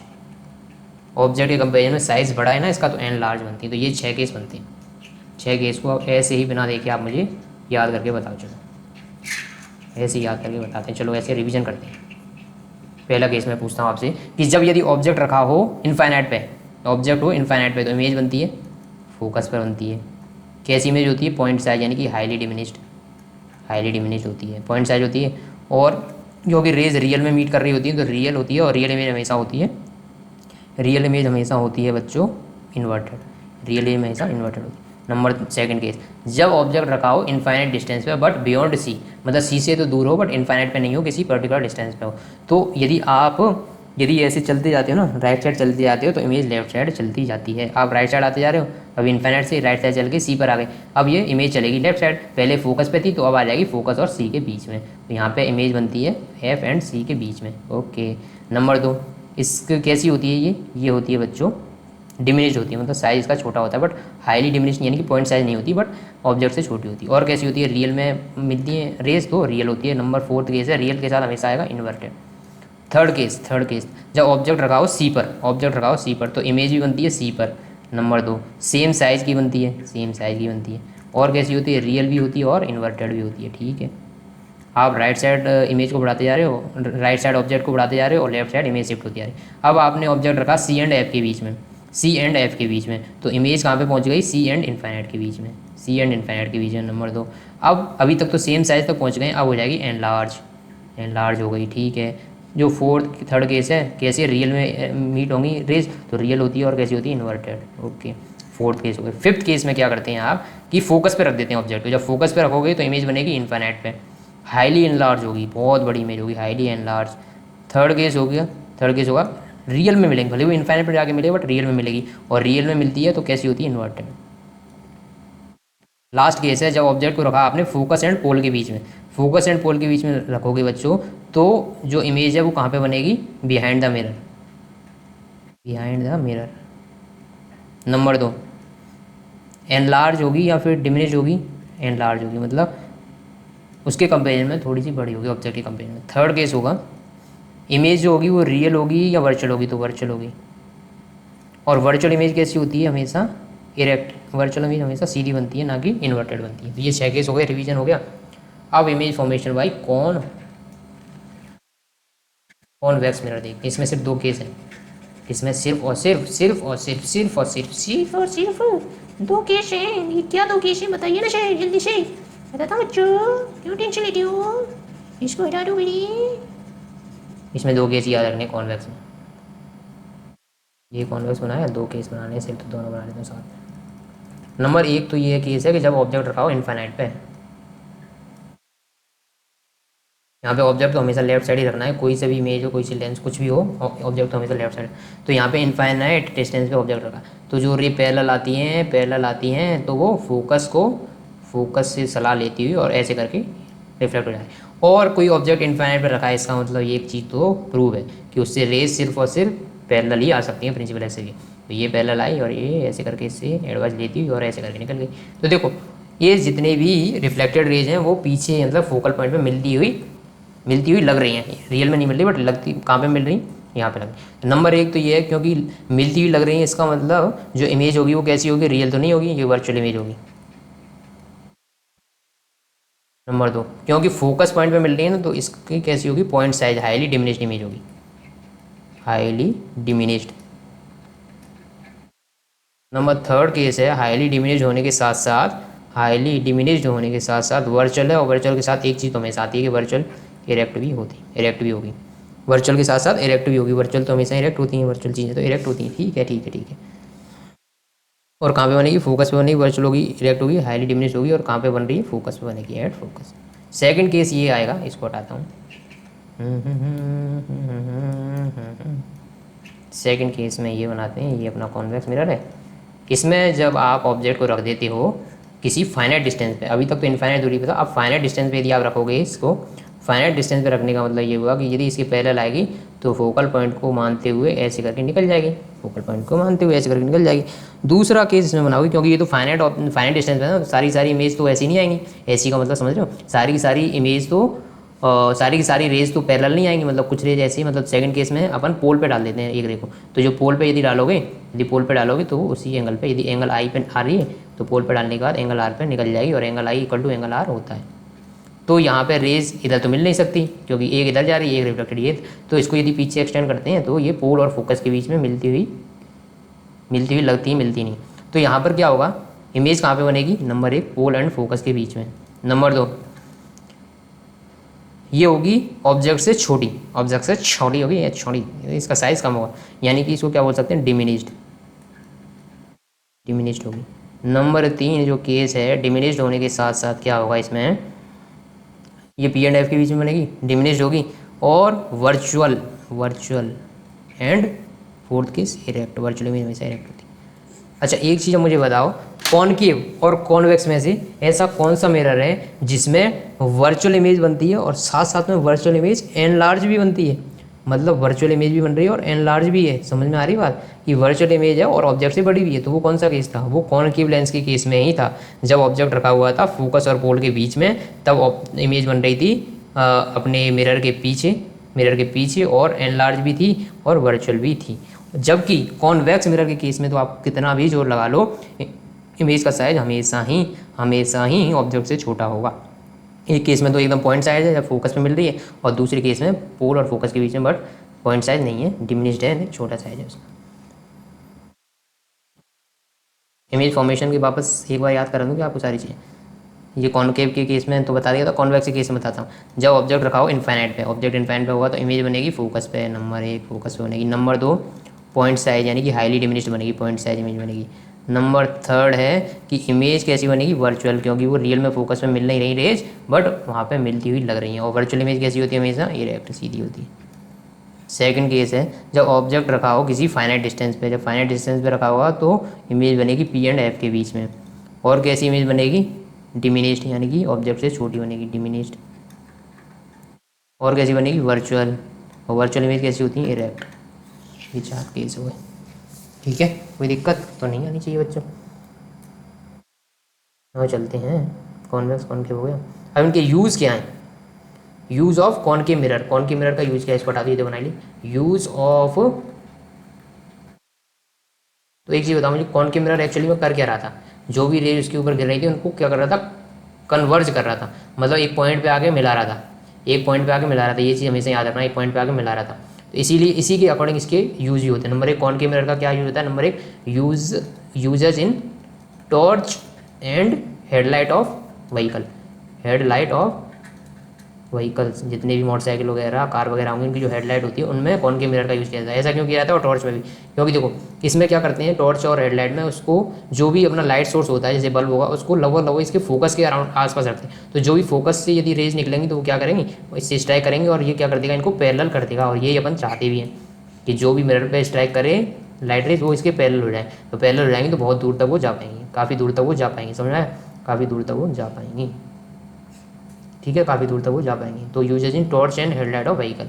नंबर 2 इसका क्या यूज होता है, क्योंकि ये कन्वर्ट कर रहा है तो इसका यूज होता है सोलर डिवाइस बनाने के लिए, सोलर डिवाइस बनाने के लिए इसका यूज होता है। क्यों सोलर डिवाइस बनाने के लिए क्यों यूज होगा, क्योंकि ये क्या कर रहा है, जितनी भी रेज आ रही है उनको कन्वर्ट कर रहा है ना, कन्वर्ट कर रहा है। और सोलर डिवाइस का तो यही यूज होता है, क्योंकि सोलर एनर्जी में क्या करते हैं, जब जो भी रेज आएंगे उनको कन्वर्ट कर देंगे तो इसकी वजह से क्या हो जाएगा कि जहाँ पे कन्वर्जन होगा वहाँ का टेम्परेचर बढ़ जाएगा। और सोलर एनर्जी का यूज़ करके कोई भी खाना वगैरह बनाना होगा या फिर वहाँ पे टेम्परेचर बढ़ाते हैं ना एक्चुअली, तो यदि ये लाइट रेज को कन्वर्ट कर देगा तो जिस जगह पे ये कन्वर्ट होंगी वहाँ का टेम्परेचर बढ़ेगा। तो सोलर डिवाइस बनाने में कॉनकेव मिरर का यूज होता है। इसकी कौन सी प्रॉपर्टी का यूज़ करके, कन्वर्जेंस का यूज़ करके, सेविंग वगैरह बनाने के लिए, सेविंग मिरर के लिए, और डेंटल्स, जो डेंटल्स यूज़ करते हैं ना दांतों को देखने के लिए। तो सेविंग मिरर में और डेंटल्स में क्यों यूज होगा, क्योंकि वहाँ पर इमेज को मैग्नीफाई करके देखने की जरूरत पड़ती है ना। सेविंग मिरर में एक एक चीज़ देखे, कहीं पे कट ना लग जाए तो अपने को चेहरा बड़ा देखना पड़ेगा। डेंटल्स भी चाहते हैं, डेंटल मतलब जो दांतों का इलाज करते हैं वो डॉक्टर भी चाहते हैं कि अपने को जो इमेज है वो एनलार्ज देखे, बड़ी इमेज देखे। तो वो क्या करते हैं, डेंटल्स भी इसका यूज़ करते हैं। डेंटल्स कैसे यूज़ करेंगे इसका, डेंटल्स ऐसे यूज़ करेंगे बच्चों कि वो कौन सा केस होगा, पहले ये बताओ कौन सा केस हो सकता है, हाँ ये बताओ आप मुझे, ये बताओ अरे प्यार ये बच्चों, कौन सा केस होगा जिसमें कि इमेज एनलार्ज थी, इमेज एनलार्ज थी। और दूसरी बात आपको याद रखनी है कि जो रियल इमेज होती है वो स्क्रीन पे मिलती है, बट अपने को तो यहाँ किस में देखना है, मिरर में ही देखना है ना। तो एक ही केस बचता है जिसमें वर्चुअल इमेज बनती है। वर्चुअल इमेज कोई तो इसमें देखा जा सकता है मिरर के अंदर, तो वर्चुअल इमेज वाला केस आ सकता है। तो कौन सा केस होगा वो, कौन सा 6 नंबर का केस, जो सबसे लास्ट वाला केस था जिसमें ऑब्जेक्ट को रखा जाएगा पोल एंड फोकस के बीच में। तो इमेज बनती है इरेक्ट यानी कि सीधी, और कैसी होती है, इरेक्ट होने के साथ साथ वो इमेज होती है, इरेक्ट होने के साथ साथ एनलार्ज भी होती है, बड़ी इमेज होती है और वर्चुअल होती है। पीछे बन रही थी, बिहाइंड द मिरर बन रही थी। तो सेविंग और डेंटिस्ट इसको यूज़ करते हैं। और कौन सा केस करते हैं वो, कौन सा केस का यूज़ करते हैं वो मैं आपको बताइए। अब देखते हैं use of convex mirror. Convex mirror की क्या खास बात थी कि वो जितनी भी रेज पे गिर रही थी उनको वो डाइवर्स कर रहा था, ये तो कन्वर्ट कर रहा था, ये मतलब वो तो कन्वर्ट यानी कि एक जगह पे इकट्ठा कर रहा था, ये रेज को फैला रहा है, मतलब डाइवर्स कर रहा है, ये रेज को ऐसे फैला रहा है ना, फैला रहा है, ये फैला रहा है, तो ये फैला रहा है, ये क्या कर रहा है, डाइवर्स कर रहा है, यूज ऑफ कॉन्वेक्स मिरर। तो ये रेज को फैला रहा है, तो ये होता है रियर व्यू इमेज के लिए, रियर व्यू। अच्छा ये क्या होती है, जो अपनी व्हीकल्स होते हैं, कार हो गई, बाइक हो गई, उनमें जो रियर व्यू मिरर होता है, मतलब जो साइड में मिरर लगा होता है, जो पीछे कितनी गाड़ी आ रही है कितनी नहीं आ रही है उनको देखने का काम आता है, वहाँ पर कॉन्वेक्स मिरर का यूज होता है। और कॉनकेव मिरर का व्हीकल में कहाँ यूज होता है, ये याद रखना, कई बार कन्फ्यूजन होता है, ये गाड़ी में तो दोनों मिरर यूज होते हैं, कॉनकेव भी होता है कॉन्वेक्स, तो याद रखना कॉनकेव तो कहाँ पे यूज होता है, हेडलाइट वगैरह बनाने के लिए, जबकि कॉन्वेक्स का यूज होता है रियर व्यू जो मिरर होता है वहाँ पे। तो रियर व्यू मिरर में क्या होता है कि अपने को क्या देखना होता है, हाई फील्ड ऑफ व्यू होना चाहिए ना, मतलब ज़्यादा से ज़्यादा जितने पीछे जितनी ज़्यादा गाड़ी चल रही है, जितनी पूरी रोड पे, वो सारी सारी इसमें देखनी चाहिए, तो सारी सारी देखनी चाहिए, तो इसका मतलब फील्ड ऑफ व्यू उसका ज़्यादा होना चाहिए। दूसरी बात, सारी गाड़ी छोटी छोटी देखनी चाहिए, छोटी छोटी छोटी छोटी छोटी छोटी छोटी छोटी देखनी चाहिए। तो छोटी छोटी कौन सा मिरर दिखा सकता है, वो होता है कॉन्वेक्स मिरर, क्योंकि इसमें सारी की सारी जितने भी दो ही केस तो पड़े थे, वो दोनों केस में क्या था कि ऑब्जेक्ट जो होता है, ऑब्जेक्ट की कंपेरिजन में इमेज हमेशा छोटी होती है। तो रियर व्यू इमेज के लिए कौन सा मिरर यूज होता है, कॉन्वेक्स मिरर। और ये करता क्या है, डाइवर्स कर देता है, डाइवर्स कर देता है, को डाइवर्स कर देता, ये इसका यूज होगा। ये सारे केस हैं बच्चों, इनको याद रख लेना, ये 6 केस ये हो गए, और कॉनकेव के 2 केस ये हो गए, इनके यूज देख लो। नाउ बात करते हैं मिरर फॉर्मूला, ताकि आप क्वेश्चन भी कर पाओ। मिरर फॉर्मूला वो क्या होता है, 1/f = 1/v + 1/u। यहाँ पर v क्या है बच्चों, डिस्टेंस ऑफ इमेज, कहाँ से, distance of image from pole, pole बोल बोल बोल पोल की बोली बोल, distance of object from polar. F क्या है यहाँ पे, फोकल लेंथ, फोकल लेंथ। एक चीज़ बतानी चाहिए मैं आपको, साइन कन्वेंशन में आपको बता देता हूँ, साइन कन्वेंशन, यदि कोई आपसे ये पूछ ले new sign convention, new Cartesian sign convention, कोई भी आ रहा है, आपको सिर्फ यही कन्वेंशन साइन कन्वेंशन एक्सप्लेन करनी है। तो ये हो गया अपना कॉनकेव मिरर, और ये हो गया अपना कॉन्वेक्स मिरर, साइन कन्वेंशन बताते हैं आपको। ये इसका पोल हो गया, ये हो गया अपना फोकस, ये हो गया अपना सेंटर ऑफ कर्वेचर। तो जो भी डिस्टेंस पोल से लेफ्ट साइड में मेजर करी जाएंगी वो होंगी नेगेटिव, जो भी डिस्टेंस पोल से राइट साइड में मेजर करी जाएंगी वो होंगी पॉजिटिव। सेम यहाँ पे भी होगा, जो भी डिस्टेंस पोल से राइट साइड में मेजर करी जाएंगी वो होंगी पॉजिटिव, जो भी डिस्टेंस से लेफ्ट साइड में मेजर करी जाएंगी वो होंगी नेगेटिव। यहाँ पे फोकस इधर होता है और सेंटर ऑफ कर्वेचर इधर होता है, ठीक है। जो भी डिस्टेंस इस प्रिंसिपल एक्सिस से ऊपर मेजर करी जाएंगी वो होंगी पॉजिटिव, जो भी डिस्टेंस प्रिंसिपल एक्सिस से नीचे मेजर करी जाएंगी वो होंगी नेगेटिव। समझ में आ गया। अब एक चीज़ बताओ, ये तो हो गया कॉनकेव और ये हो गया कॉन्वेक्स। कॉनकेव में यदि मैं पूछ लूँ कि फोकल लेंथ पॉजिटिव होगी या नेगेटिव होगी, फोकल लेंथ क्या होगी, इस फोकस से लेके पोल तक के डिस्टेंस को तो फोकल लेंथ बोलेंगे, तो इस केस में फोकल लेंथ पॉजिटिव होगी या नेगेटिव, क्योंकि इसकी फोकल लेंथ लेफ्ट साइड में मेजर करी जा रही है, इसका मतलब कॉनकेव मिरर की फोकल लेंथ नेगेटिव होती है। डिस्टेंस ऑफ ऑब्जेक्ट, मैंने बताया था कि कोई सा भी मिरर हो, कोई सा भी लेंस हो, उसमें जो ऑब्जेक्ट रखा जाता है वो हमेशा लेफ्ट साइड रखा जाता है, तो यू हमेशा ही नेगेटिव लोगे आप, यू मतलब डिस्टेंस ऑफ ऑब्जेक्ट। अब ऐसा तो नहीं कर सकती मिरर के अंदर उसको ऑब्जेक्ट को साथ इधर रख सको, ऐसा नहीं कर सकते ना, हमेशा लेफ्ट साइड में ही ऑब्जेक्ट रखा जाएगा, चाहे कॉनकेव हो चाहे कॉन्वेक्स हो, तो हमेशा यू लेना है नेगेटिव। इस केस में कॉन्वेक्स मिरर के केस में जो फोकल लेंथ होगी वो पॉजिटिव होगी, ऐसा क्यों, क्योंकि इसकी जो फोकल लेंथ है इस साइड मेजर करी जाएगी, राइट साइड तो फोकल लेंथ पॉजिटिव होगी। ये चीज़ समझ में आई। प्रिंसिपल एक्सिस से ऊपर जितनी भी हाइट ली जाएंगी वो पॉजिटिव ली जाएंगी, प्रिंसिपल एक्सिस से नीचे जितनी भी हाइट ली जाएंगी वो नेगेटिव ली जाएंगी, पोल से लेफ्ट साइड में जितनी भी डिस्टेंस ली जाएंगी वो नेगेटिव ली जाएंगी, पोल से राइट साइड में जितनी भी डिस्टेंस ली जाएंगी वो पॉजिटिव ली जाएंगी। साइन कन्वेंशन समझ में आ गया बच्चों। अब आराम से फॉर्मूला लगा लोगे बच्चों, 1/f = 1/v + 1/u।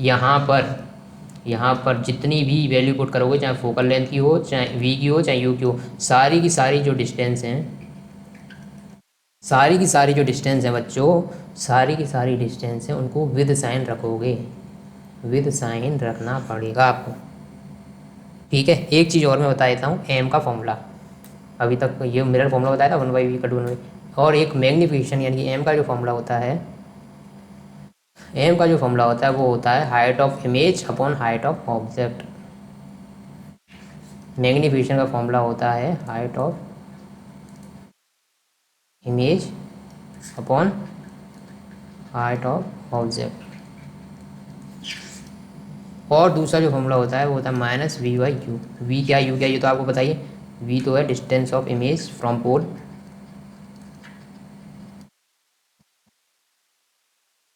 ये है distance of object from pole m minus v by u, ये होता है H I upon H O, ही अपन हो, ही हो। ठीक है, हाइट ऑफ इमेज यदि ऊपर होगी यानी कि प्रिंसिपल एक्सिस से ऊपर होगी तो पॉजिटिव लोगे, नीचे होगी तो नेगेटिव लोगे, ऐसी हाइट ऑफ ऑब्जेक्ट को भी लोगे। और ये वाला फॉर्मूला वी बाई यू, इसमें वी और यू भी साइन के साथ पुट करोगे, वी का जो साइन होगा उस साइन के साथ, यू का साइन तो हमेशा नेगेटिव ही होगा, ये तो पता ही है आपको। तो मेरा फॉर्मूला आ गया। अब देखो, यदि मैग्नीफिकेशन की वैल्यू 1 से ज़्यादा आती है, मतलब साइज ऑफ इमेज जो है वो साइज ऑफ ऑब्जेक्ट से ज़्यादा है, मतलब जो इमेज का साइज है वो ऑब्जेक्ट से ज़्यादा है। बट यदि मैग्नीफिकेशन की वैल्यू 0 से 1 के बीच में आती है तो जो इमेज का जो हाइट है वो कम है किससे, ऑब्जेक्ट के हाइट से। यदि एम होता है बच्चों नेगेटिव तो जो इमेज होती है वो रियल होती है, और एम यदि पॉजिटिव होता है तो इमेज होती है वर्चुअल। रियल कब होगी, जब नेगेटिव, एम नेगेटिव होगा तो रियल। तो जो रियल जो वास्तविक चीज़ें होती हैं उनके अंदर नेगेटिविटी भरी रहती है, वास्तविक चीज़ों के अंदर नेगेटिव। और रियल के साथ हमेशा कौन सा वर्ड जुड़ा होता है, रियल एंड इन्वर्टेड, रियल के साथ हमेशा इन्वर्टेड जुड़ा हुआ। जो पॉजिटिव चीज़ें, जो तो काल्पनिक चीज़ें होती हैं ना वही तो पॉजिटिव लगती हैं, क्योंकि देखो जो रियलिटी होती है, जो रियलिटी अपने साथ घट रही होती है वो तो अच्छी नहीं लगती ना, मतलब वो नेगेटिव लगती है, ऐसे याद रख सकते हो। जो रियलिटी होती है सबकी रियलिटी कि मैं ये कर रहा हूँ वो सारी चीज़ें नेगेटिव लगती है ना, जबकि वर्चुअल जो अपनी कल्पनाएं करते हैं कि एक दिन ये होगा, एक दिन वो होगा, ये होगा, वो होगा, तो ये सारी चीज़ें वर्चुअल चीज़ें तो पॉजिटिव लगती हैं। तो वर्चुअल यदि एम पॉजिटिव है तो इमेज होगी वर्चुअल, और वर्चुअल के साथ क्या जुड़ा होता है हमेशा, वर्चुअल इमेज कैसी होती हैं, इरेक्ट यानी कि सीधी होती हैं, वर्चुअल के साथ इरेक्ट जुड़ा होगा। ये क्या हो गया, ये क्या हो गया, अरे क्या हो गया, वर्चुअल के साथ इरेक्ट जुड़ा हुआ। तो ये चीज़ें याद रखें, एम यदि पॉजिटिव है, पॉजिटिव चीज़ें कौन सी होती हैं, जो वर्चुअल एंड इरेक्ट, और जो नेगेटिव होगी वो रियल एंड इन्वर्टेड। समझ में आ गया, आ गया आ गया आ गया।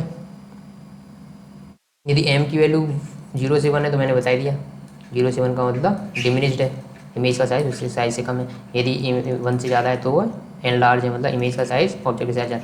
बट यदि एम की वैल्यू 1 है तो इसका मतलब ये है कि जितना इमेज का साइज है उतना ही ऑब्जेक्ट का भी साइज। अच्छा, इसका कोई एग्जांपल दे सकते हो, एम कब बनाएगा, जब कॉनकेव मिरर के केस में ऑब्जेक्ट रखा हो सी पर, यानी कि सेंटर ऑफ कर्वेचर पर, तब जितनी हाइट किसकी थी ऑब्जेक्ट की उतनी ही हाइट किसकी होगी, इमेज की भी होगी, उस केस में एम 1 हो जाएगा। न्यूमेरिकल्स कर सकते हो, न्यूमेरिकल्स अभी नहीं कराऊंगा मैं, अभी नहीं कराऊंगा, न्यूमेरिकल्स कराऊंगा तब, कब तब तब बच्चों तब कराऊंगा जब इसके न्यूमेरिकल आएंगे, मतलब नेक्स्ट लेक्चर में। अब देखते हैं रिफ्रैक्शन ऑफ लाइट, अभी तक रिफ्लेक्शन पढ़ा था, अब रिफ्रैक्शन पढ़ेंगे। अच्छा, रिफ्लेक्शन कब होता है, जब सरफेस कैसी हो, ओपेक हो, यानी कि वो अपने अंदर से लाइट रेज को पास नहीं करने दे, तभी तो रिफ्लेक्शन होता है। बट यदि कोई सरफेस ऐसी हो जो अपने अंदर से लाइट रेज को पास करने दे रही है, जैसे कि कोई ग्लास स्लैब है, उसके अंदर से लाइट रे आराम से निकल सकती है ना, निकल सकती है ना, तो इसका मतलब यदि लाइट रे उसके अंदर से निकल सकती है यानी कि वो क्या हो जाएगी, रिफ्रैक्टिव सरफेस, यानी कि उसके अंदर से लाइट पास करती है। तो रिफ्रैक्शन क्या होता है, when light travels from one medium to another medium then its path changes. जब लाइट एक मीडियम से दूसरे मीडियम में जाती है तब उसका पाथ, यानी कि जिस डायरेक्शन में वो जा रही होती है उस डायरेक्शन में जा पाती है, या तो उस डायरेक्शन से दूर चली जाती है या उस डायरेक्शन के कंपेरिजन में पास आ जाती है। किसके पास आ जाती है, नॉर्मल के। ये अभी देखते हैं कैसे। जैसे कि ये सरफेस है, ये ग्लास स्लैब है, ये ग्लास स्लैब है, और ये इधर थी एयर, इधर ये आ गया ग्लास और वापस आ गई एयर। ये ऐसे आपकी ये यहाँ पर पड़ी, ये इमेज इंसिडेंट हुई, तो ये हो गई incident ray, incident ray IR से लिखेंगे इसको। फिर क्या होगा, नॉर्मल क्या होगा, इस वाली सरफेस के परपेंडिकुलर होगा, वो नॉर्मल होगा। तो ये रे वैसे तो निकलनी चाहिए थी इसी डायरेक्शन में, ऐसे कि सीधी सीधी, बट सीधी नहीं निकल के ये थोड़ी सी बेंड हो जाती है। और किस डायरेक्शन में बेंड होती है, नॉर्मल के पास आ जाती। नॉर्मल के पास क्यों आती है, इसकी भी एक कहानी है। इसकी ये कहानी है, जब लाइट रे रेयर मीडियम से डेंसर मीडियम में जाती है तो वो नॉर्मल के पास आ जाती है। ऐसा क्यों होता है, क्योंकि जो ग्लास है ना ये डेंसर मीडियम है, डेंसर है। और डेंसर वो वाला डेंसर नहीं, एक तो मास डेंसिटी होती है जो नॉर्मली अपन पढ़ते हैं ना, जो डेंसिटी होती है क्या होती है, mass upon volume, mass upon volume density होती है ना, उस वाली डेंसिटी की बात नहीं हो रही यहाँ पर हो रही है, ऑप्टिकल डेंसिटी की बात। किस डेंसिटी की, ऑप्टिकल डेंसिटी की बात। मतलब ये ऑप्टिकली डेंसर मीडियम है ग्लास, ऑप्टिकली डेंसर मीडियम है ग्लास। जनरली जिनकी मास डेंसिटी ज़्यादा होती है उनकी ऑप्टिकल डेंसिटी भी ज़्यादा होती है, बट ये हमेशा के लिए स्टेटमेंट ट्रू नहीं है। बट यदि आपसे किसी कॉम्पिटिटिव एग्जाम में ये पूछ लिया है ना, कि कॉम्पिटिटिव एग्जाम में कोई ये पूछ ले कि जिनकी मास डेंसिटी ज़्यादा होगी उनकी ऑप्टिकल डेंसिटी भी ज़्यादा होगी, तो इसका आंसर होगा नो, इसका आंसर होगा नो। बट ज़्यादातर केस में ऐसा होता है, बट ये चीज़ आप दिमाग में रखना कि ऑप्टिकल डेंसिटी अलग चीज़ है और नॉर्मल डेंसिटी यानी कि मास डेंसिटी वो अलग चीज़ है। अब देखो, जैसे लाइट रे क्या करती है, रेयर मीडियम से और डेंसर मीडियम में जाती है तो वो नॉर्मल की साइड झुक जाती है। अब ये वापस यहाँ पे नॉर्मल बनाओ, यहाँ से भी लाइट रे पास हो रही है, इसको पास होना चाहिए था इस डायरेक्शन में, ऐसे कैसे ऐसे ऐसे निकलना चाहिए था, बट ये क्या होता है, ये नॉर्मल से चली जाती है दूर, नॉर्मल से दूर चली जाती है, नॉर्मल से दूर चली जाती है। इसको जाना चाहिए था इस डायरेक्शन में, बड़ी नॉर्मल से दूर चली जाएगी, क्योंकि इसका नॉर्मल ऐसा क्यों होगा कि जब लाइट रे डेंसर मीडियम से रेयर मीडियम में जाती है तो वो नॉर्मल से दूर भागती है, नॉर्मल से दूर भागती है। ठीक है, समझ में आया? ऐसा क्यों होता है, क्योंकि लाइट की स्पीड चेंज हो जाती है। जो रेयर मीडियम होता है उसमें लाइट की स्पीड होती है ज़्यादा, और जो डेंसर मीडियम होता है उसमें लाइट की स्पीड कम होती है। तो लाइट की स्पीड कम होती है जिसी की वजह से वो नॉर्मल की साइड झुक जाती है। बट यदि अगेन वो रेयर मीडियम में जाएगी तो वो नॉर्मल से दूर चली जाएगी। समझ में आया? रेयर मीडियम और डेंसर मीडियम समझ आ गया? कोई दिक्कत तो नहीं है, बिल्कुल नहीं होनी चाहिए। और मीडियम होता क्या है, सब्सटेंस और medium through which light passes known as medium. Medium क्या होता है, जिससे लाइट पास करती है, जैसे गिलास का एक मीडियम है, वाटर का एक मीडियम है, एयर का एक मीडियम है। रेयर मीडियम क्या होता है, has less density and speed of light is more in it. अभी अभी मैंने बताया रेयर मीडियम क्या होता है, इसकी डेंसिटी कम हो। कौन सी density, optical density, mass density की बात नहीं हो रही यहाँ पे, ऑप्टिकल डेंसिटी कम हो। और डेंसर मीडियम क्या होता है, medium which has more density and speed of light is low. जैसे कि गिलास है, गिलास एयर के कंपेरिजन में डेंसर मीडियम है, इसीलिए इसमें लाइट की जो वेलोसिटी होगी कम होगी। किसके कंपेरिजन में, एयर में जितनी लाइट की वेलोसिटी होगी उसकी कंपेरिजन में यहाँ पर लाइट की डेंसिटी, लाइट की वेलोसिटी कम होगी। चलो रिफ्रैक्शन की बात कर लेते हैं। ये ग्लास स्लैब है, ये ग्लास स्लैब है, यहाँ पे एक लाइट रे ने इंसिडेंट किया तो ये हो गई इंसिडेंट रे, IR से रिप्रेजेंट कर दिया मैंने इसको। फिर ये एयर थी, ये ग्लास है, इसको निकलना चाहिए था तो ऐसे, बट ये ग्लास में जा रही है, तो ग्लास में जाएगी तो डेंसर मीडियम में जाएगी तो नॉर्मल की साइड झुक जाएगी, तो नॉर्मल की साइड आ गई है। ठीक है, इसको बोलते हैं रिफ्रैक्टेड रे, RR, रिफ्रैक्टेड रे। जहाँ पे ये लाइट स्ट्राइक करती है उसको बोलते हैं point of incidence, point of incidence, जहाँ पे लाइट इंसिडेंस कर रही है। नॉर्मल क्या है, समझ में आ गया, इस वाली स्लैब के परपेंडिकुलर। एंगल ऑफ इंसिडेंस क्या हो गया, ये जिस एंगल जो नॉर्मल के साथ इंसिडेंट रही एंगल बनाएगी वो हो गया एंगल ऑफ इंसिडेंस, और जिस एंगल के साथ वो अंदर जा रही है उसमें उसको बोलेंगे एंगल ऑफ रिफ्रैक्शन। ये जो R होगा वो एंगल ऑफ रिफ्रैक्शन होगा।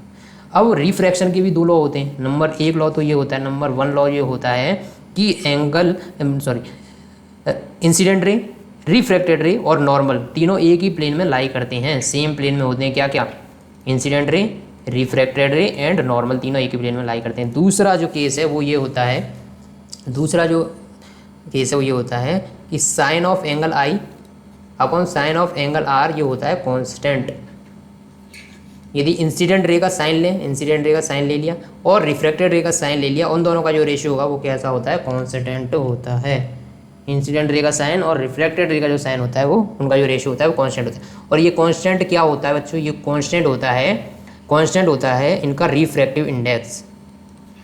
यदि मैं इस वाले आउटर मीडियम जो एयर है उसको नंबर 1 दे दूँ, उस मीडियम को नंबर 1 दे दूँ, और जो दो नंबर है यानी ग्लास स्लैब है उसको नंबर 2 दे दूँ, तो यहाँ पे जो कांस्टेंट होगा वो कौन सा कांस्टेंट होगा, उसको बुलाएगा रिफ्रैक्टिव इंडेक्स। और रिफ्रैक्टिव इंडेक्स भी किसका, जिसमें जो रे है वो एंटर कर रही है उसके कंपेरिजन, किसके कंपेरिजन में, फर्स्ट वाले कंपेरिजन में।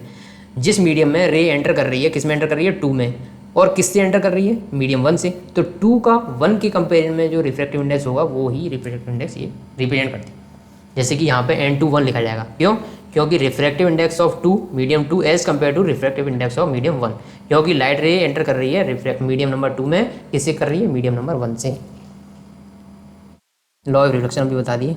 अच्छा, sine i upon sine r equal to constant, ये कब तक वैलिड होता है, ये तब तक ही वैलिड होगा बच्चों जब तक कि आप इस लाइट रे है ना उसकी वेवलेंथ में कोई चेंज नहीं करो। और वेवलेंथ में चेंज कब होगा, जब आपने पहले येलो लाइट यूज़ करी थी और बाद में रेड लाइट यूज़ करने लगे, तो दोनों लाइट का वेवलेंथ क्या हो जाएगा, अलग हो जाएगा। बट यदि आप सेम लाइट यूज़ कर रहे हो, जिस सेम लाइट है, जैसे कि येलो लाइट पहले भी यूज़ करी थी, बाद में भी येलो लाइट, मतलब लाइट चेंज नहीं करी, तो वेवलेंथ रहेगी सेम।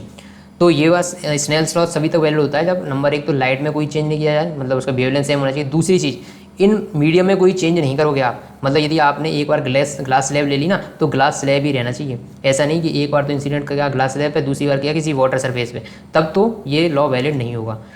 ये दोनों जो अपनी रिफ्रैक्टिव मीडियम है, मतलब एयर, ये जैसे नंबर 1 एयर था, नंबर 2 ग्लास था, तो यही वाली मीडियम रहनी चाहिए। मतलब फर्स्ट जो मीडियम होगा वो एयर ही रहना चाहिए, सेकंड मीडियम हमेशा ग्लास स्लैब ही रहनी चाहिए। और ग्लास स्लैब ही वही वाली जो पहले यूज़ करी थी, मतलब रिफ्रैक्टिव इंडेक्स जो इस वाली स्लैब का है वही हमेशा रहना चाहिए, मतलब इनमें कोई चेंज नहीं करोगे आप, तभी इस लॉ वैलिड होगा। नंबर 1 क्या कंडीशन है कि वेवलेंथ, लाइट की वेवलेंथ चेंज नहीं होनी चाहिए। नंबर 2 कंडीशन ये है कि उनकी मीडियम चेंज नहीं होनी चाहिए। दोनों चीज़ समझ में आ गई आपको।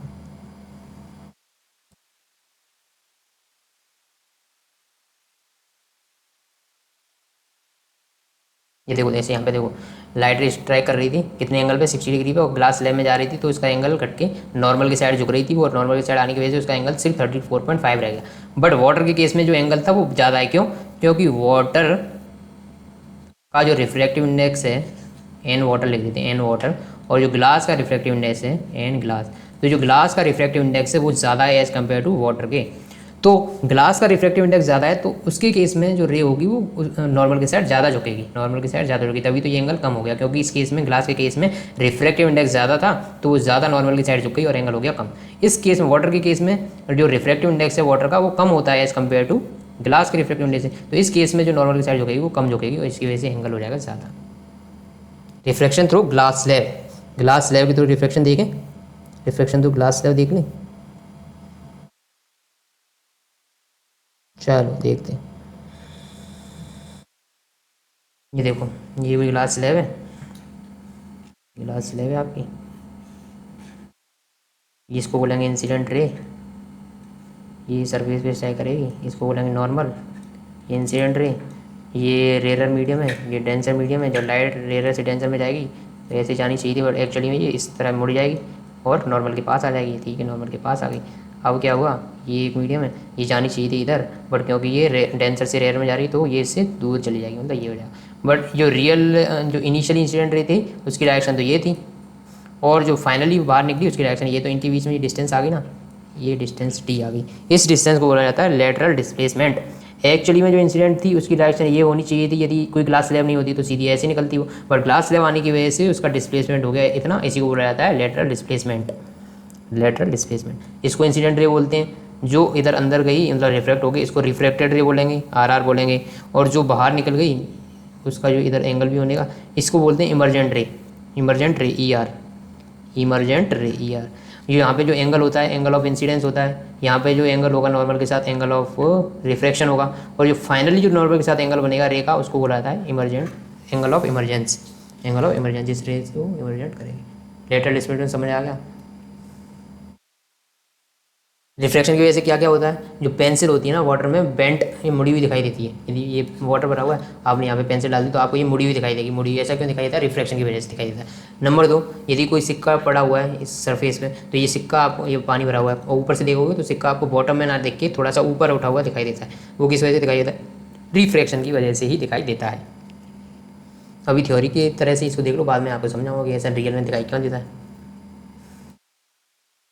अच्छा रिफ्रैक्शन कब नहीं होगा, ये वैसे आपके सिलेबस का पार्ट नहीं है, इसको बोला जाता है total internal refraction, total internal reflection, total internal, ऐसा कब होता है देखो, ये किसी एंगल पे है, यहाँ पे मीडियम नंबर 1 है, ये मीडियम नंबर 2 है, दोनों अलग अलग, तो ये क्या होती है, ये रेयर। अच्छा एक चीज़ बताओ, जो लाइट रे रेयरर से डेंसर में जाती है तब तो नॉर्मल की साइड झुकती है, बट यदि उल्टा हो जाए ऐसा कि रेयर मीडियम से, यहाँ से रेयर मीडियम से जा रही है, डेंसर मीडियम से आ रही है और रेयर मीडियम में जाएगी तो नॉर्मल से दूर जाएगी ना, नॉर्मल से इधर जानी चाहिए पर नॉर्मल से दूर चली जाएगी, ठीक है। तो जब लाइट रे क्या करते हैं अपन, ये एंगल ऑफ इंसिडेंस था आई, ये एंगल ऑफ रिफ्लेक्शन आर। अब एंगल ऑफ इंसिडेंस में थोड़ा सा बढ़ा देता हूँ, यानी कि ऐसा कर दिया मैंने, एंगल ऑफ इंसिडेंस बढ़ गया, ये I1 था तो ये I2 हो गया। अब क्या होगी, I2 बढ़ गया तो ये रिफ्लेक्शन भी बढ़ जाएगा, ये डेंसर मीडियम है, ये रेयर मीडियम है, ठीक है, ये भी बढ़ गया तो मतलब ये नॉर्मल से और दूर चलेगी, यहाँ पे जो R2 की वैल्यू है वो ज़्यादा है R1 से, ये R1 था जैसे एंगल ऑफ। अब थोड़ा सा एंगल ऑफ इंसिडेंस और बढ़ा दो, और ऐसा करो कि एंगल ऑफ इंसिडेंस इतना बढ़ा दो कि इस सरफेस के पैरेलल एकदम स्ट्राइक कर दो, ऐसे ही पैरेलल स्ट्राइक करा दो इस लाइट को, पैरेलल स्ट्राइक करा दो लाइट को।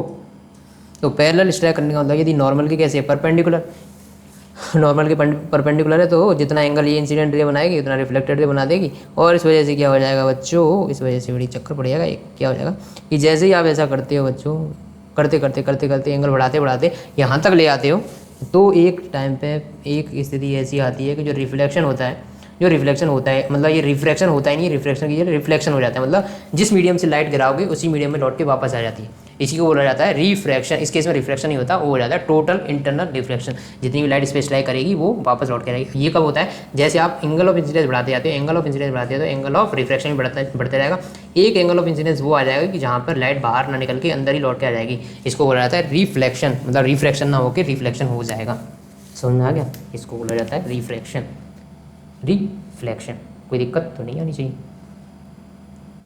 रिफ्रैक्टिव इंडेक्स क्या होता है, रिफ्रैक्टिव इंडेक्स क्या होता है, जैसे कि लाइट है, इसने एंटर किया यहाँ से, एयर से तो नहीं, ये है वाटर, वाटर है, और नीचे ग्लास स्लैब, वाटर का रिफ्रैक्टिव इंडेक्स मान लेता हूँ N1 और ग्लास स्लैब का रिफ्रैक्टिव इंडेक्स मानता हूँ N2।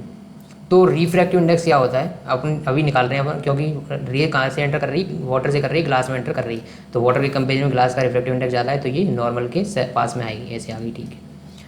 तो रिफ्रैक्टिव इंडेक्स ऑफ टू मतलब जिस भी मीडियम में लाइट ने एंटर किया, और कहाँ से एंटर किया, पहले मीडियम से एंटर किया ना, फर्स्ट।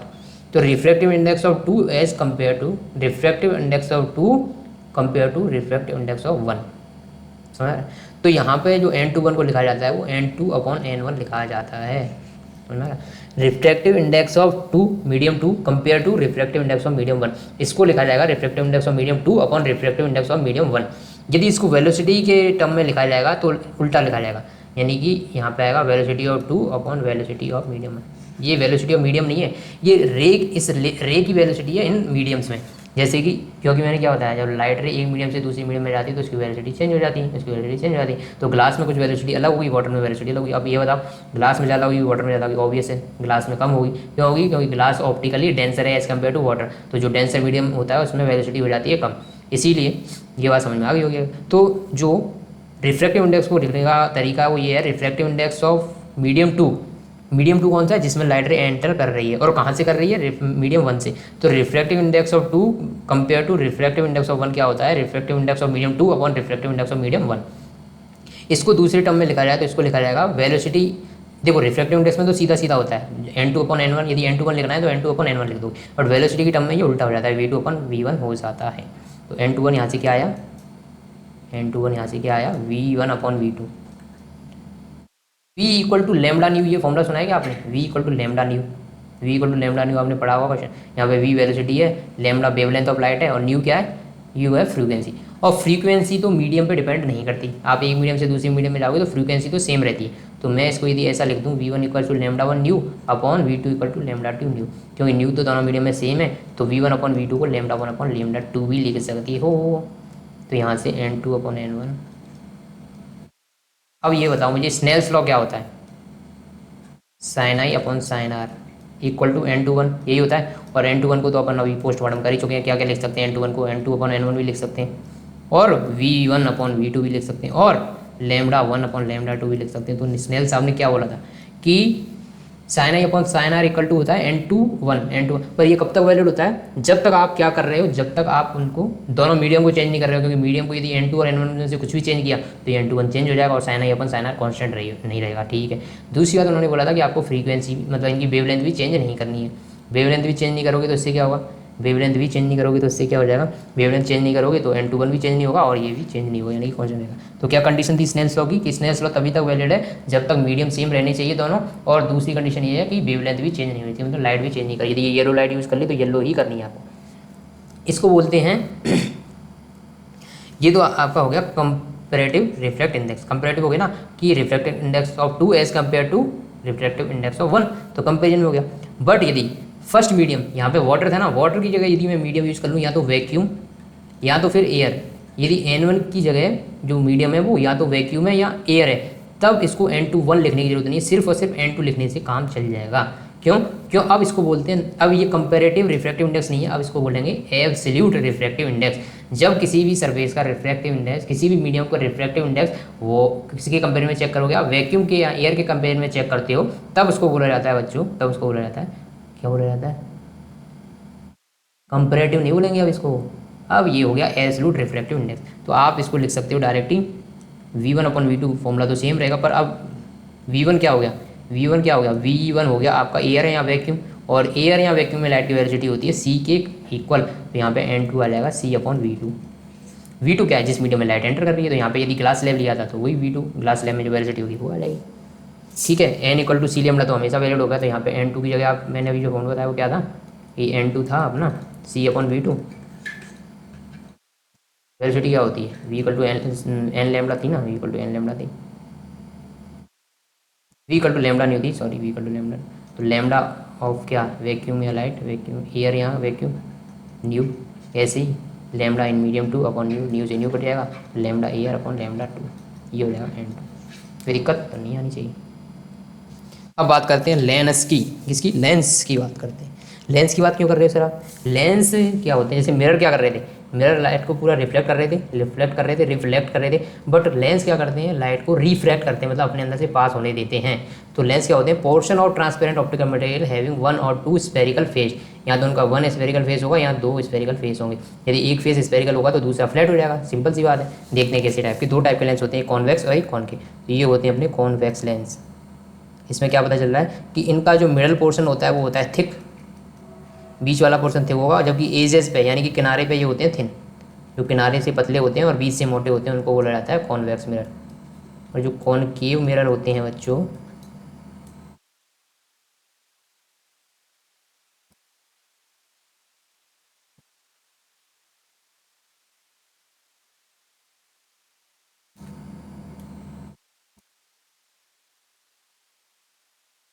कॉनकेव मिरर होते हैं वो होते हैं देखो ऐसे, बीच से होते हैं पतले और किनारे से होते हैं मोटे। जो यहाँ से बीच से होंगे थिन और जो किनारे से होंगे थिक। समझ आया? बीच से जो थिन हो और किनारे से थिक हो उनको बोला जाता है कॉनकेव मिरर। ये केव जैसी शेप बन रही है ना दोनों साइड, और जबकि कॉन्वेक्स में दोनों साइड ऐसी शेप बन रही है। वापस इसको देखते हैं, ये कॉनकेव देखते हैं, कॉनकेव ये रहा। और देखो कॉनकेव आपको क्या लग रहा है, ये 2 स्फीयर से बना होगा ना, एक स्फीयर इधर होगा इस साइड बना होगा, एक स्फीयर इस साइड होगा। ठीक है ठीक है ठीक है, एक स्फीयर इस साइड होगा, एक स्फीयर दोनों साइड, मतलब इनके स्फीयर बन रहा होगा तो मतलब इनके दोनों साइड सेंटर ऑफ कर्वेचर भी दोनों साइड होगा, मतलब C1 एक तो इधर हो जाएगा, एक C2 इसका सेंटर ऑफ कर्वेचर इधर हो जाएगा, दोनों साइड ऐसे ही। क्योंकि देखो उसमें जो मिडिल पॉइंट था, जो मिरर का मिडिल पॉइंट था उसको पोल नाम दिया था, जबकि इसको बोला जाता है इसके मिडिल पॉइंट को ऑप्टिकल सेंटर, जिसको रिप्रेजेंट करेंगे वहाँ पे किसे रिप्रेजेंट करते हैं, P से, यहाँ पे करेंगे O से, ऑप्टिकल सेंटर। ऑप्टिकल सेंटर और सेंटर ऑफ कर्वेचर के बीच की जो डिस्टेंस होगी उसी को बोला जाता है फोकल लेंथ। ये F1 होगा और ये जो लेंथ होगी वो फोकल लेंथ होगी। सेम इस साइड भी होगा, इस साइड भी एक फोकस होगा और इनके बीच की जो डिस्टेंस होगी वो फोकल लेंथ होगी। तो दोनों साइड ऐसा होता है। तो ये मिडिल पॉइंट होता है उसको ऑप्टिकल सेंटर बोला जाता है। इसके दोनों साइड फोकस होंगे, एक फोकस लेफ्ट साइड होगा, एक फोकस राइट साइड होगा। और जो ये जो लेंस है इसको कॉन्वेक्स लेंस बोलेंगे। और जो जो लाइन जो दोनों के जैसे कि C1 और C2 को यदि मिला दिया जाएगा, किससे पास करते हुए, ऑप्टिकल सेंटर से पास करते हुए यदि C1 C2 को मिलाओगे आप, C1 C2 को मिलाओगे तो जो ये लाइन बनेगी इसी को बोला जाता है प्रिंसिपल एक्सिस। C1 C2 को मिलाने पे जो लाइन अपने को प्राप्त होती है उसको प्रिंसिपल एक्सिस बोला जाता है। अब देखते हैं इनके नेचर के बारे में स्टडी करते हैं, ये कैसे क्या इसका नेचर होता है। अच्छा पहले साइन कन्वेंशन भी यही बता दो क्या? नहीं नहीं, साइन कन्वेंशन बाद में, पहले दोनों नेचर देखते हैं। शर्मीले होते हैं, ज़्यादा बोलने वाले होते हैं, इनका नेचर ऐसे तो पता चलेगा। शर्मीले हैं कि ज़्यादा बोलने वाले, नेचर बात करते हैं नेचर की। तो सबसे पहले देखते हैं कॉन्वेक्स। ये कॉन्वेक्स होता है, ये गलत बना दिया थोड़ा सा, ये थिन होनी चाहिए, ये मैंने मोटा बना दिया। तो एक चीज़ बता दूँ यहीं पे मैं आपको, एक चीज़ बता, जो लेंस अपने सिलेबस में है वो थिन होते हैं, उनके पीछे एक वैलिड रीज़न है जो कि आपको समझने की अभी तो ज़रूरत नहीं है, बट 11th-12th में यदि आप पढ़ोगे तो आपको ये समझना पड़ेगा कि थिन क्यों लिए थे, वरना ये जो भी फॉर्मूले हैं ना वो वैलिड नहीं होंगे बच्चों। यदि लेंस थिन नहीं हुआ तो फॉर्मूले वैलिड नहीं होंगे, तो लेंस थिन होना चाहिए।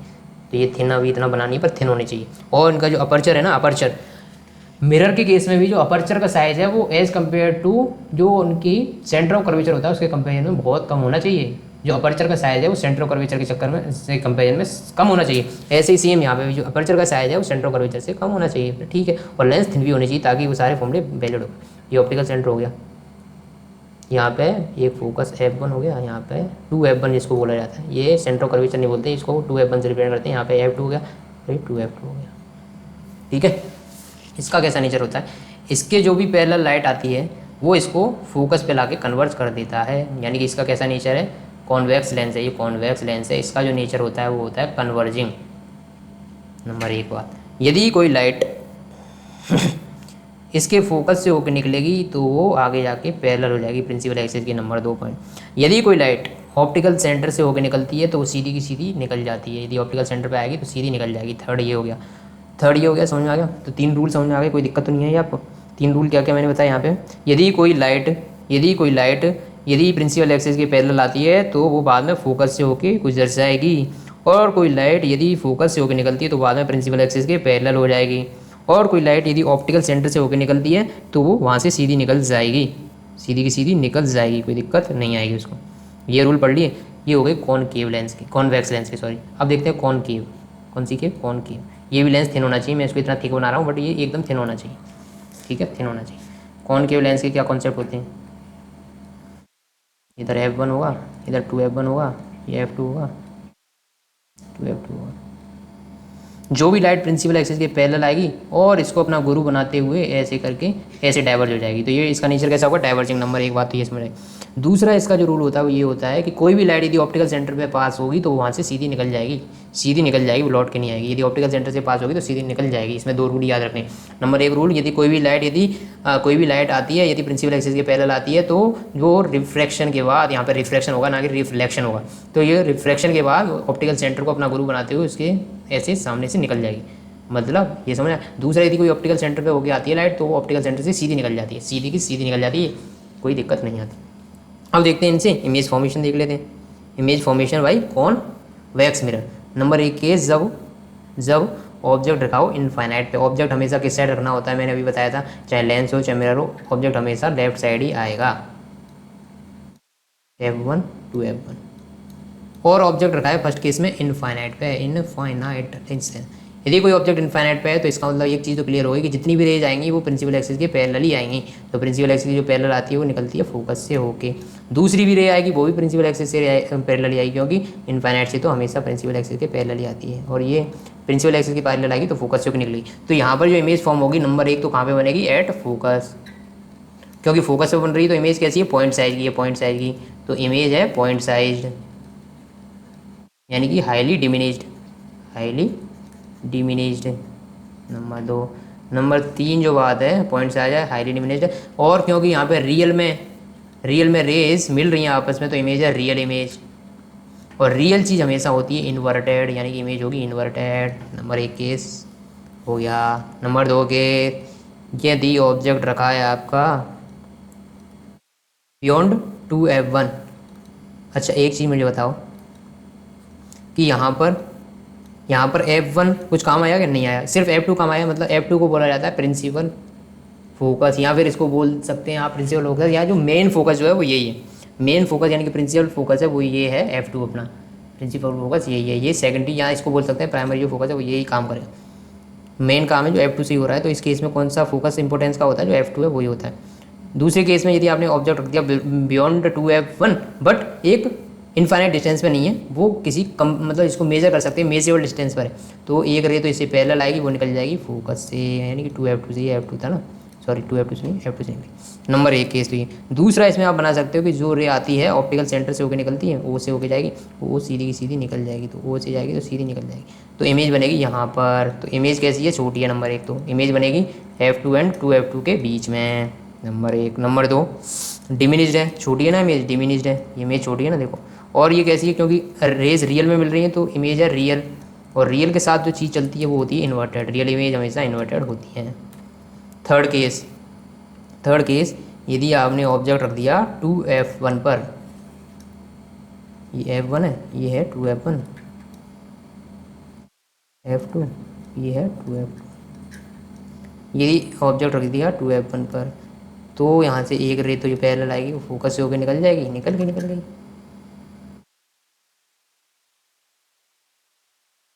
ठीक है।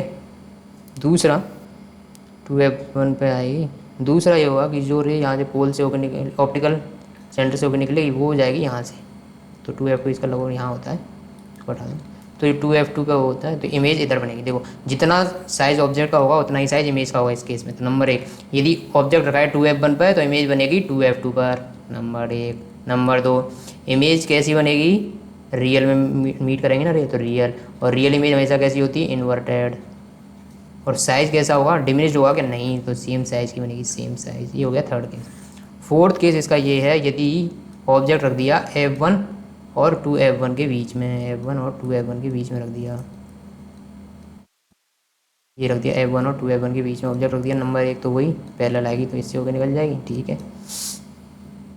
दूसरा, यदि ये फोकस, ये ऑप्टिकल सेंटर से होकर निकलेगी तो ये यहाँ से पास होगी, तो यहाँ पे इमेज कॉमन ही देखो, इमेज बनी बियॉन्ड 2F2, नंबर एक, बियॉन्ड 2F2। नंबर दो, ये कैसी है, एनलार्ज है image. Number third case, real में रेज मीट हो रही तो रियल है। फोर्थ, रियल के साथ हमेशा होता है इन्वर्टेड। समझ में आ गया, ये केस हो गया। नेक्स्ट केस है, जब ऑब्जेक्ट आपने रखा बच्चों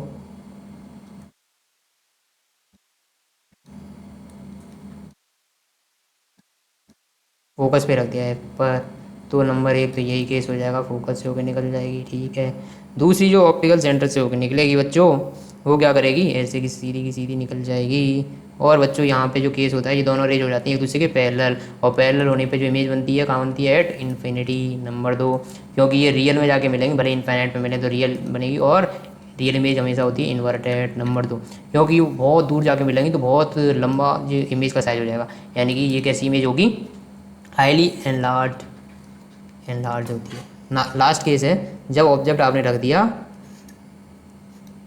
2F2 था, 2F1 था, ये F1 था, ऑब्जेक्ट अब आपने रख दिया यहाँ पर F और ऑप्टिकल सेंटर के बीच में, तो यहाँ से नंबर 1 केस तो वही पैरेलल आएगी, तो ऐसे निकल जाएगी। अच्छी बात है, अच्छी बात है, बहुत अच्छी बात है।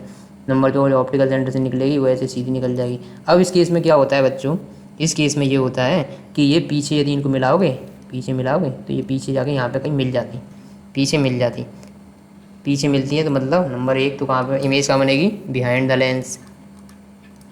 ऐसा मत बोलना कि F1 पे बनेगी कि 2F1, ऐसा कुछ नहीं, बट बिहाइंड द लेंस बनेगी, सीधी सीधी बात ही है बस, बिहाइंड द लेंस बनेगी। और कैसी बनेगी, एनलार्ज, क्योंकि ये इमेज कैसी है, वर्चुअल, क्योंकि रियल में है, रियल में रेज नहीं मिल रही है, तो वर्चुअल होगी, वर्चुअल के साथ क्या होता है, इरेक्ट, वर्चुअल एंड इरेक्ट होती है, वर्चुअल एंड इरेक्ट बनी। अब देखते हैं कॉनकेव लेंस से कैसे, इसमें कॉनकेव की जैसी कॉन्वेक्स मिरर के 2 केस थे, ऐसी कॉनकेव लेंस की सिर्फ 2 केस हैं, F1 2F1, F2 2F। एक तो है जब इमेज हो, जब ऑब्जेक्ट रखा हो इनफाइनाइट पे, जो इनफाइनाइट पे रखा होगा तो इस फोकस की एडवाइस मानते हुए ये ऐसे भी कर जाएगा।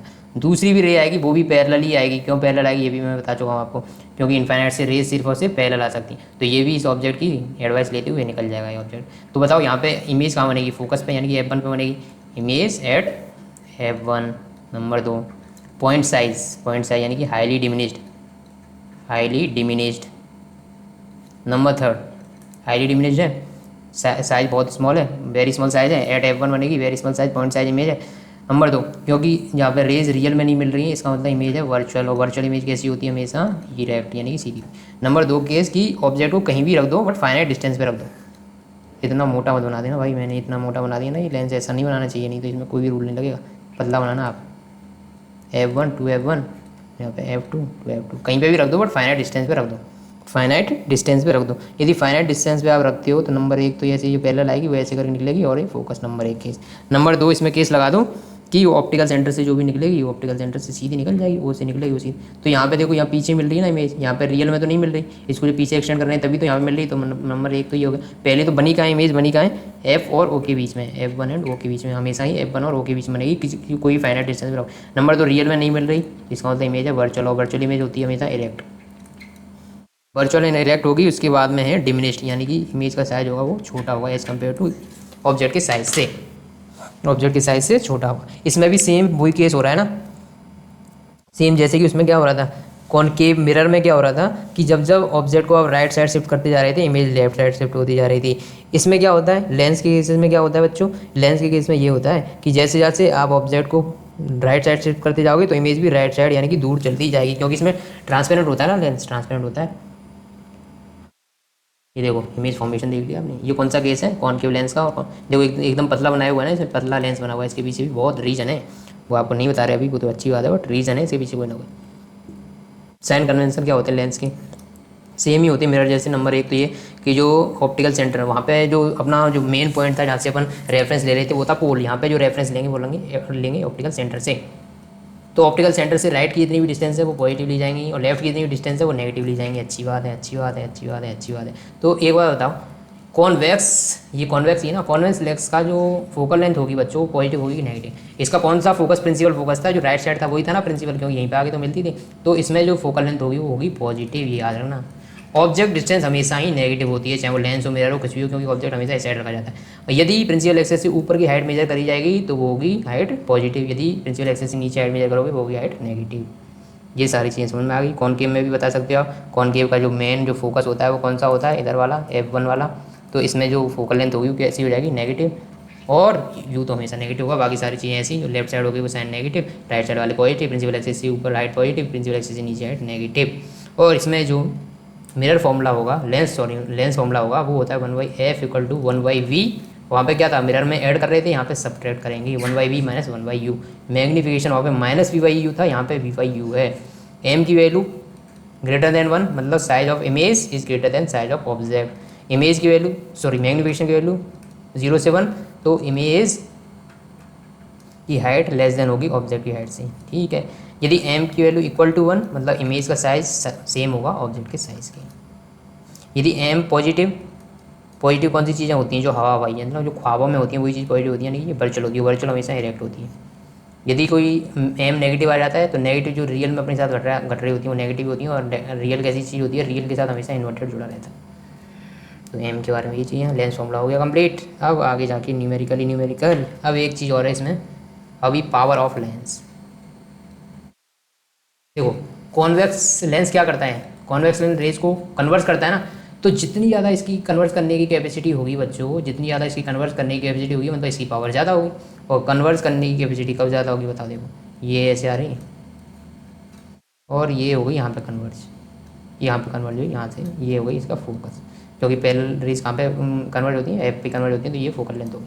नंबर 2 लेंस है वो कुछ ऐसा है, उसने क्या कर दिया, रेज को यहाँ पर मतलब पास में ही कन्वर्ट कर दिया, और ये डिस्टेंस हो गई f2। तो बताओ f2 और f1 में कौन बड़ा है, f1 बड़ा है, ऑब्वियसली f1 बड़ा है f2। और पावर किसकी ज़्यादा है, सेकंड वाले लेंस की। पावर होती क्या है, कॉन्वेक्स लेंस के लिए यदि पावर होगी तो क्या होगी, क्योंकि जितना ज़्यादा कन्वर्ट कर सकता है वो कैपेसिटी उसकी पावर होगी। यदि मैं कॉनकेव लेंस के बारे में बात करता है तो कॉनकेव लेंस का काम क्या होता है, रेज को डाइवर्स करने का, तो जितना ज़्यादा वो डाइवर्स कर सकता था तो उतनी ज़्यादा उसकी पावर होती, क्योंकि कॉन्वेक्स लेंस है वो कन्वर्ट करने का काम करता है, तो जितना अच्छे से वो कन्वर्ट कर पाएगा उसकी पावर उतनी ज़्यादा होगी। तो पावर किसकी ज़्यादा है, फर्स्ट और सेकंड में किसकी पावर ज़्यादा है, तो power of 2 is greater than power of 1। But दोनों में फोकल लेंथ किसकी ज़्यादा है, f1 की, focal length of 1 is greater than 4। तो इसका मतलब क्या प्रूव हुआ यहाँ से कि पावर जो होती है वो फोकल लेंथ की इन्वर्सली प्रोपोर्शनल होती है। यही पावर का फॉर्मूला हुआ, power equal to 1/f, p equal to 1/f। यदि f को पुट करोगे आप मीटर में, यदि फोकल लेंथ मीटर में होगी तो पावर की जो वैल्यू आती मतलब पावर की जो यूनिट आती है वो आती है डायप्टर, DIOPTRE डायप्टर। बट यदि फोकल लेंथ आपको दे रखी हो सेंटीमीटर में, तब पावर का वो फॉर्मूला होता है वो 100/f होता है, 100/f होता है, f क्या फोकल लेंथ है। अब यहाँ पे यदि सेंटीमीटर में वैल्यू पुट करोगे तो 100/f फॉर्मूला लगाओगे, तब भी पावर किसमें आएगी, डायप्टर में। यदि मीटर में दे रखी है फोकल लेंथ तो direct p equal to 1/f लगाओ, यदि फोकल लेंथ सेंटीमीटर में दे रखी है तो पावर का फॉर्मूला 100/f लगा दो, ठीक है। अब देखो यदि फोकल लेंथ पॉजिटिव तो पावर भी पॉजिटिव, यदि फोकल लेंथ नेगेटिव तो पावर भी नेगेटिव। तो बताओ किस लेंस की पावर हमेशा पॉजिटिव होगी, तो किस लेंस की फोकल लेंथ पॉजिटिव होती है, कॉन्वेक्स लेंस की। तो कॉन्वेक्स लेंस की यदि फोकल लेंथ पॉजिटिव तो पावर भी पॉजिटिव होगी, जबकि कॉनकेव लेंस की जो फोकल लेंथ है वो होती है नेगेटिव, तो इसकी पावर भी होगी नेगेटिव। कोई दिक्कत तो नहीं आनी चाहिए बच्चों। फोकल लेंथ समझ में आ गई आपको। अब देखते हैं कि पावर आप चाहते हो बढ़ाना, यदि आप कोई लेंस लगाना चाहते हो जिसकी पावर बढ़ाना चाहते हो तो आप क्या करते हो कि कॉम्बिनेशन ऑफ लेंस का यूज़ करते हो। आप चाहते हो कि बहुत सारे लेंस को मिला के एक कॉम्बिनेशन बनाता हूँ मैं, ताकि इसकी पावर बढ़ जाए। एक ये लेंस हो गया, फिर एक ये लेंस ऐसे करके बनाया, ये lens number 1, lens number 2, lens number 3, lens number 4। Lens number 1 कैसा लेंस है, convex. Lens number 2 concave, lens number 3 convex, lens number 4 concave. इसकी पावर मान लो P1 है, इसकी P2 है, इसकी P3 है, इसकी P4 है। तो इनकी जो ओवरऑल पावर होगी P नेट वो क्या होगी, सिंपली इनको ऐड करना है, P1 P2 P3 P4 sign के साथ ऐड करना है। अब बताओ, आप अपने आप बताओ, जो P1 की जो पावर होगी यदि उसकी वैल्यू जैसे मान लो 2.5 है तो उसकी वैल्यू +2.5 होगी या -2.5, क्योंकि कॉन्वेक्स लेंस है ना, और कॉन्वेक्स लेंस की पावर तो पॉजिटिव आनी चाहिए क्योंकि इसकी फोकल लेंथ भी पॉजिटिव होती है। जो सेकंड लेंस है वो P2 ये की कॉनकेव लेंस है, मतलब इसकी फोकल लेंथ नेगेटिव होनी चाहिए। थर्ड वाले कॉन्वेक्स है तो इसकी पॉजिटिव, ऐसे करके चारों को ऐड करना है इसे। तो यहाँ से P नेट आएगी, इसकी जो नेट फोकल लेंथ पूछ लिया आपसे कोई तो P net equal to 1/f net, यदि आपको चाहिए f मीटर में। तो यदि f सेंटीमीटर में चाहिए तो P net equal to 100/f net. यदि f सेंटीमीटर में चाहिए तो P को तो हमेशा डायरेक्टर में ही पुट करोगे तो ये आ जाएगी सेंटीमीटर में। यदि आपको मीटर में चाहिए तो 100 मत लगाओ, यहाँ पे 1/f कर दो डायरेक्ट, और P डायरेक्टर में पुट कर दो तो f आ जाएगी आपकी मीटर में। तो इस तरह से बच्चों आज की सवाल यहाँ पे समाप्त करी जाती है। वैसे तो ये चैप्टर बहुत बड़ा हो गया।